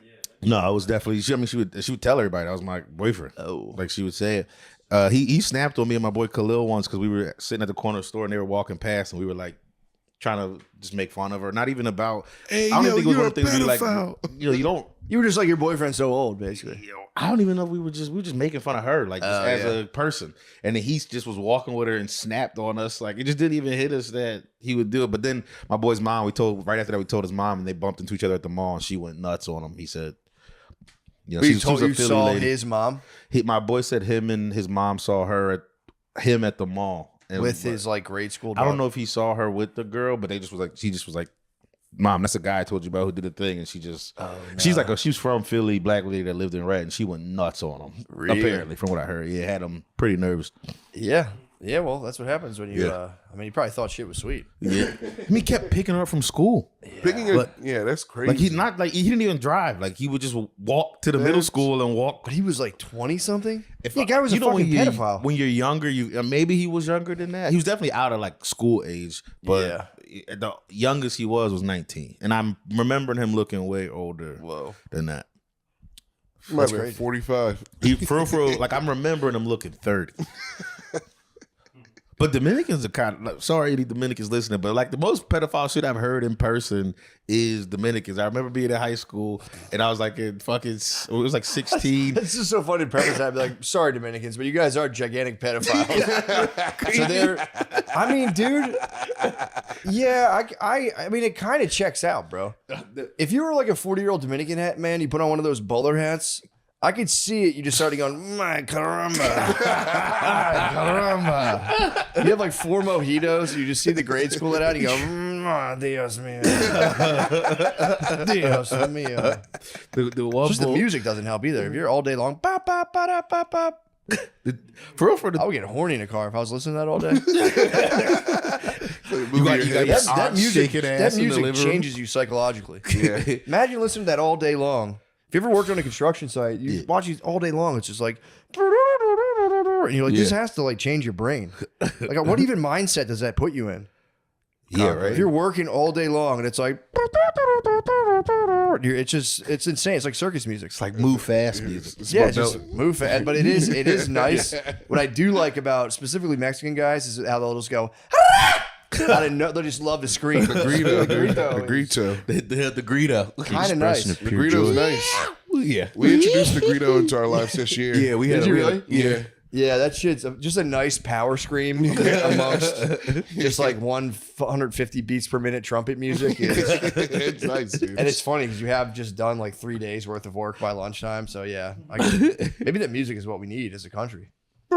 Just that classic beat that Just nonstop all day long. One song for 8 hours. I'm telling you, I think it puts you in a whole different mindset. Put you in a pedophile mindset. No, you're talking Dominican. I'm talking about hardworking Mexicans. Yeah. I'm I'm still talking about hardworking Dominicans. Mexicans. I gotta Dominicans I tell don't you- know much about. I gotta tell you what this one Dominican boy said when we were like in 11th grade, because there was a middle school near us, and so we was, they would walk past and we're like getting out early, whatever. And he was like pointing at one of the girls, and I was like, man, she's too young. And he went, man, after 12, it's lunch. And I was like, Hey, crazy. Yeah. Crazy. How old was this guy? We 64? were in 10th or 11th grade, so pretty 17. Yeah, a lot of I don't think a lot of those countries really do have age of consent. I think they kind of eye it up. Yeah. Like we have like laws and metrics. I think they kind of They just go boobs, no boobs. You I kind of couldn't eye im- it up. You go, I'm gonna put this one on the eyeball and you see. I couldn't imagine being in Brazil and eyeballing it up. Just like, They don't have laws like that there. Yeah, no, dude. I remember. So I actually went to the Dominican Republic years ago on like a little vacation, and I like went to an all-inclusive resort. And I remember this was like a long time ago. I was younger, but I remember they like made the staff like dance for us. Yeah. Like you get there and they're like, "Come out!" It's like a welcome night thing. And I remember being like, some of the staffs like they weren't like children, but I remember they were like young enough to where I was in like my mid-20s, just thinking like. It's kind of weird. They're dancing very sexually. Yeah, yeah. Just like standing in front of us and just like gyrating their bodies. And we just all get to sit there and be like, great.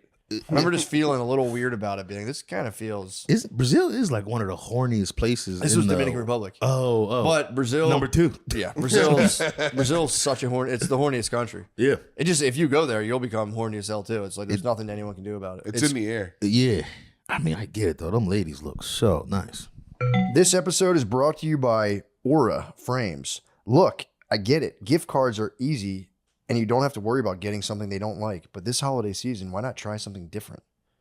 Get something more personal than the same old generic gift card. It means more than you think.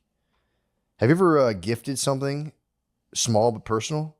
What made it meaningful? What was gifted? One time, this is actually a horrible confession, but one time it was Mother's Day and I didn't get anything. And I think I was in like high school and I went to a nearby little development of houses and I stole flowers off the porch of another house and gave them to my mother. It wasn't even like a bouquet. It was just a bucket of flowers. It's like a potting plant of flowers. I was like, here, Ma. Felt bad about that, but that was still, yeah, I should have got an Aura. I should have got my act together back then and ordered an Aura frame. Guys, nothing beats the gift of togetherness. Can we all just agree on that? And thanks to Aura frames, you can get it all year round. It's nice. It's a digital picture frame. You can put all your pictures on it. It actually is a really sweet gift. For a limited time, save on the perfect gift by visiting auraframes.com to get $35 off Aura's best-selling Carver matte frames named #1 by Wirecutter using promo code MSSP at checkout. That's auraframes.com, promo code MSSP.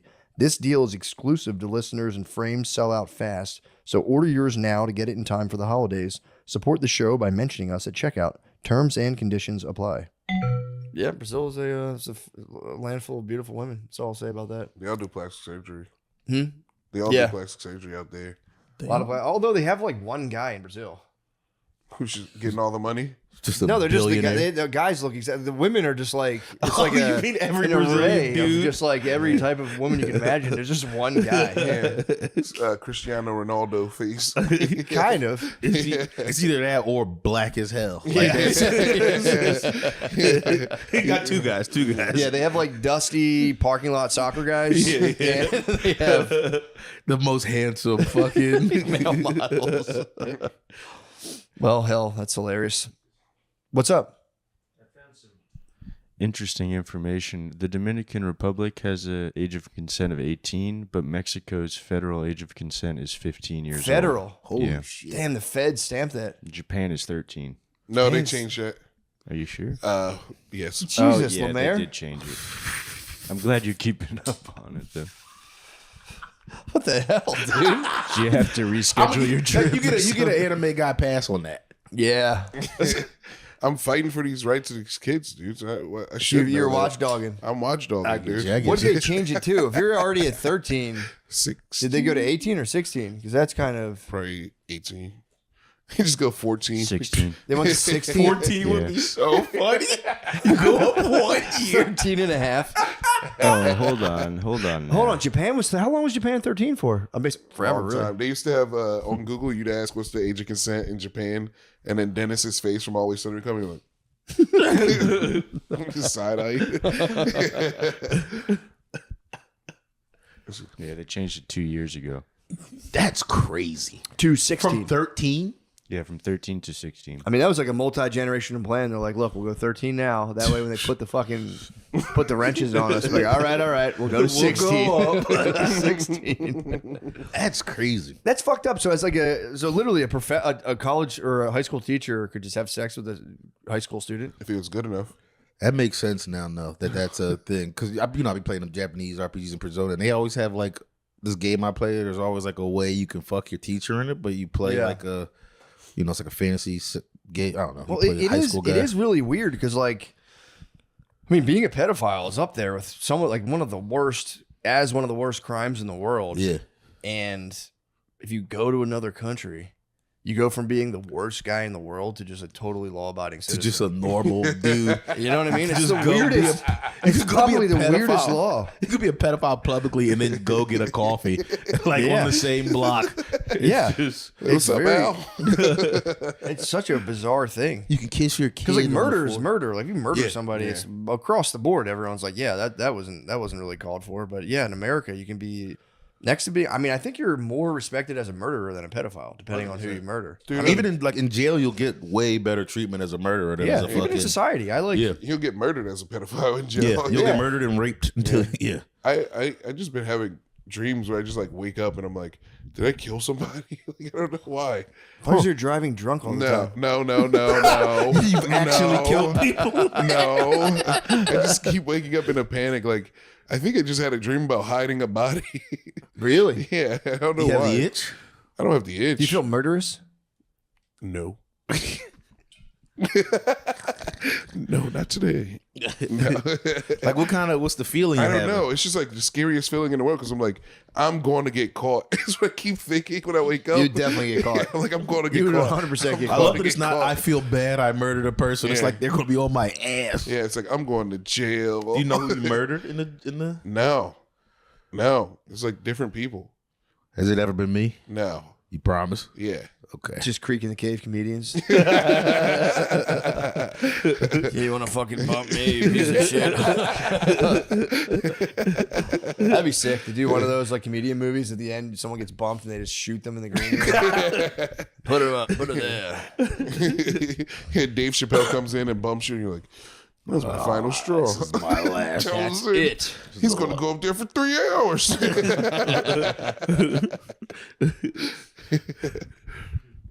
Yes, sir, Bob. Oh man. So everyone, we can all establish we all got diarrhea.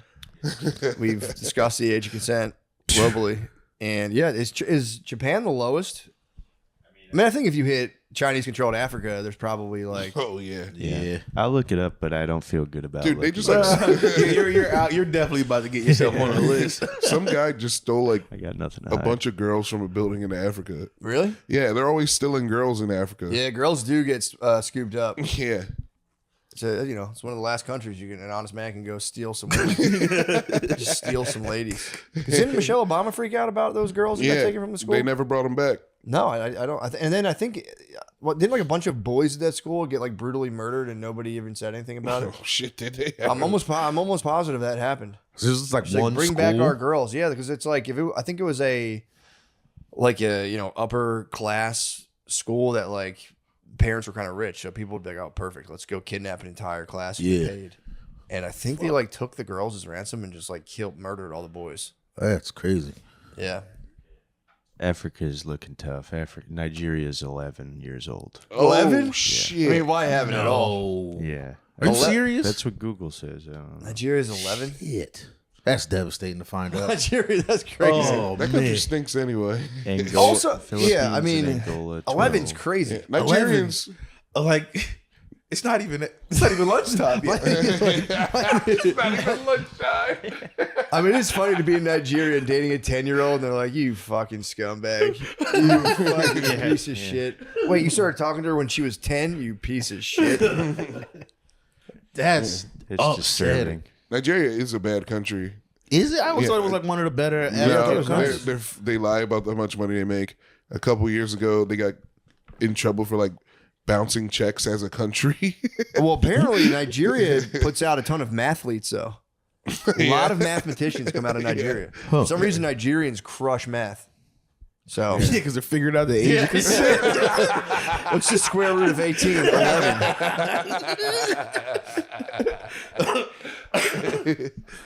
Yeah. Huh? No. What'd you say? Change the subject. I just found out another fun fact. Yeah, let's- come on. Yeah.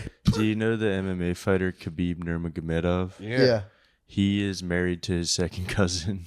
and they had the same surname before they got married. Really? Yeah. Second cousin. So she's Nurmagomedov. No, I think she just She's not kept gonna the hyphenate. name. Yeah. Second cousin. Sorry, that's No, been on my mind second lately. cousin. It's not ideal for sure. I don't think they have many options in Dagestan though. Yeah, You go third cousin. that's not even a thing. Third cousin's just like your friend. Oh shit. No, third cousins. I think like though when you marry your cousin, it's like chances of birth defects go up like 3%. It's not like a massive. I thought it was just like automatic. You're getting, Yeah. Don't they do that in a like? Lego guy. That's still a weird one to show up to the family meet, like the family reunion with, like. We love each other. I mean, it is for sure, but some. I mean, in history, it was like the coolest shit you could do. It's like you marry your cousin, everyone was like, great choice. Dude, if you have a hot cousin, No I was wealth. kind of fortunate to not really have hot cousins. what'd you say? I was kind of fortunate to not have hot cousins. I don't have one cousin memory. You of being you like, didn't covet any of them. Yeah, I that's didn't it. even like in my head go like hot cousin. I was never a big cousin guy either. Thank God. I was never. Now, I imagine if that was your twist though, and you were just completely obsessed with having sex with your cousin. Because there's guys out there, I'm sure, yeah, that happens to. 100%. What do you think about that? Huh? What do you think about that? No. Dude, your age consent in Japan speed take is might have been with the Dalia Snapchat. Wait, what?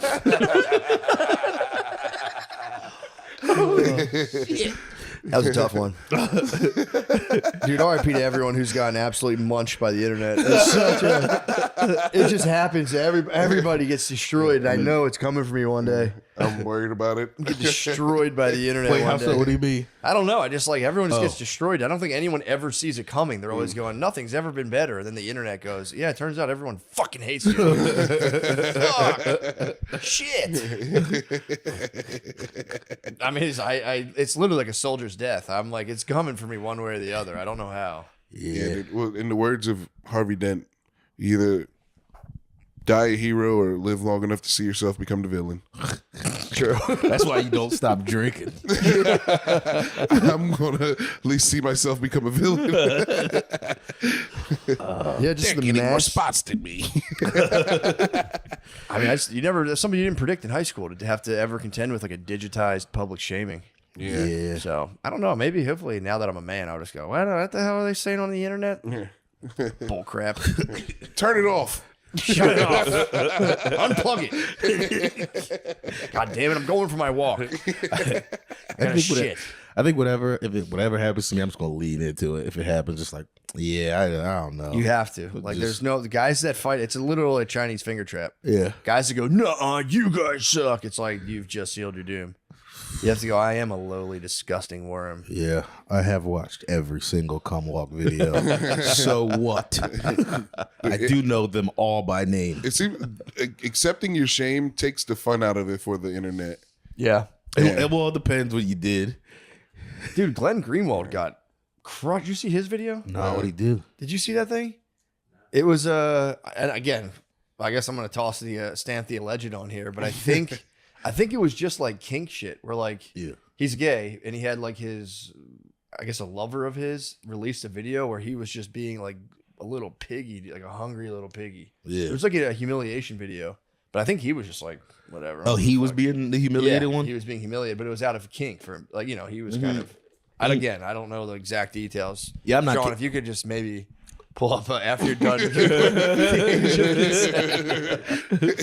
But that came out, and also RFK. Did you see his sexts? No. There's an RFK sex tape? No. Did you see it? No, his sexts. He like did like text allegedly again. Man, that could Text be messages. anybody. His shit blew over, but dude, his texts are like they're so horny that by like halfway through the text, you're like, I'm on his side still. You're like, you can't. This is to Cheryl? Is this Cheryl? Unfortunately, he's a bit of a bad boy, but Oh, not Cheryl. maybe it was to Cheryl. I don't know. Yeah. But I don't. That's not how they framed it. Okay. But you know what? Look, man. Nah. Guy's trying to get blue food dye out of the goddamn Lucky Charms, man. Leave him alone. Yeah, I'm He not wants to send horny texts to whoever. It's none of my fucking business. The only kink thing that I don't shame it, but I don't get it is, I mean, I guess is like people watching their ladies get plowed. I Cucked. think that the cuck shit is. But there's a thing I learned about very recently. I was just telling LeBear about it. There's the revert. There's like cuckette. I forget what the Cuck Cuck queen, yeah. Cuck queen. I had to speed with you on that as well. Cuck queen might be the best thing that's ever existed. I think Cuck queen's propaganda. Like, show me one Cuck queen. Dude. Where are they? That's not an actual porn lady. Yeah, where are these fabled Cuck queens? I know. Just being like, yeah, do it again. I've been Got hanging an out with a lady, exception. and we decided we're gonna have a free use day. A free use Really? day? Yeah, That's pretty nice. that's pretty cool, right? What's your thing going to be? Like, I don't know. yeah. How long are you going to last in a free use I day? I know. feel like that's what you bust one out in the morning. You're like, well, Yeah. checked out. I can go. I thought okay. That is a private matter. Sorry, guys. Hey, man, I'm glad for you. That sounds good. Yeah. I thought, Sounds fun though. Yeah. yeah, sure to be a hoot. Free. No, I like it. I was interested in the free use day. What's your plan? Yeah, that's a good question. Plan is to just show up, do it, to hang out. Here's the thing: do you get to direct? Do you get to direct her positioning? Because where is she going to be? That's the question. You don't know. Is she going to be stuck? Is she going to be just frozen? Like Stuff would be nice. No, he's Frozen.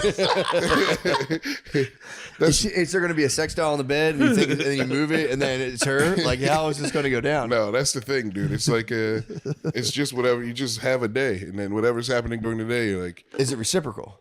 That's my question. Can she freely use you? oh, you get your own day. Really? Yeah. What if she takes it to like a realm of kink you're not ready for? Nah. You're gonna get You stuck can't- in the you can't- dry. I set my Oh, rules. man. You can't violate the free kink. I set my Oh, rules. you're also free use. Yeah, I set my rules. Yo, free use as a dude would be so. I'd be so nervous. Yeah. Especially after your day of free use. But then it was also like my turn to be like, I don't know. We should talk about this. What are your rules? You can't be inserted? No butt. No butt. No butt. What if she tries and much you're just it. not in the mood? Slap her. But it's not free use. No butt whatsoever. No butt. Can't even tickle you. No. No butt. Sean, did you find any of that stuff about the sext? It was a poem allegedly sent to Olivia Newsy. Bro, it's the best. It's very erotic. Yeah, let me see if Please I can read get it, back Sean. to it. Okay, I'll read it. Can you read it with prose? I'll try. It's wait till you see. It's really. I like started hearing it, and I was like, by the middle of it, I was like, you know what, man, I kind of tipped my hat to this guy. I got it here. Your open mouth awaiting my harvest. Drink from me, love. I mean to squeeze your cheeks to force open your mouth. I'll hold your nose as you look up at me to encourage you to swallow. Don't spill a drop. I am a river. You are my canyon. I mean to flow through you. I mean to subdue and tame you, my love. My love. I'm about to copy and paste that. Send that to Yo, my girl. did RFK write the letter for the guy, the Kirk guy? What guy? The my love. I'm not sure. I don't know what what that you is. mean. I don't know what you mean. It's okay. Oh. That's what it is. Glenn Greenwald got set up. He said it was a political takedown where he was with, this is all from Google, reportedly depict Greenwald in intimate acts with another adult male in Brazil, which we were just talking about, whom he reportedly, this is what they're saying, paid for the encounter. And it's pretty much, it's just him being like kind of like thoroughly domed and humiliated. By a But they guy. they like released his tape without his consent. They like, it's pretty rude. And then they're like, what do you say about that? And he was like, I don't regret any of that. But that was Kind of fucked a up. beast. It's a beast move to go to get be a shame lord to be like, yeah, dude, I'm a total pig, and I did some fucking real. It's you watch it, you're like, yeah, damn. But he just came out. They just political enemies tried to take him down with it, and he was like, I don't care. That makes me respect him. Kind of a beast. It's kind of a beast. He's like, oh, look at this weird shit. He's like, yeah, it was fucking really weird. I did that, and your little plan didn't work on me. I'd do it again. I'm gonna do it again. Wasn't there some politician that got like exposed like that for doing like public shit with his lady? Not the lady who was giving hand jobs in the movie theater. Not her. This was like a different. This is like a home video that got Really? exposed. Yeah, I forget who was telling me about it, but Was it Nancy I remember just hearing Pelosi? that. Was there being any scandal attached to it, or was it like? I think same shit like takedown type shit. Yeah. I don't remember his name or anything. So funny, dude. All you need is a video of a politician having sex, and you destroy their entire career. the thing we all. Yeah, they're clearly having sex. yeah. like weird psycho sex too. Yeah, you want to be a politician. Like you're Yeah. going nuts in the Yeah, bedroom. dude, I bet AOC does the craziest shit. I hope so. You think Oh so? my god. Yeah, dude. but who's piping AOC? She's some white guy. Yeah, probably. Yeah. She's like the founder of some weird tech company. Yeah, true.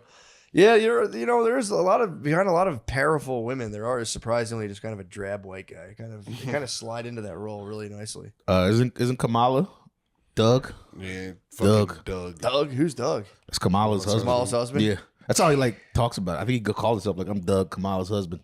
Doug. Doug. Fucking nerd.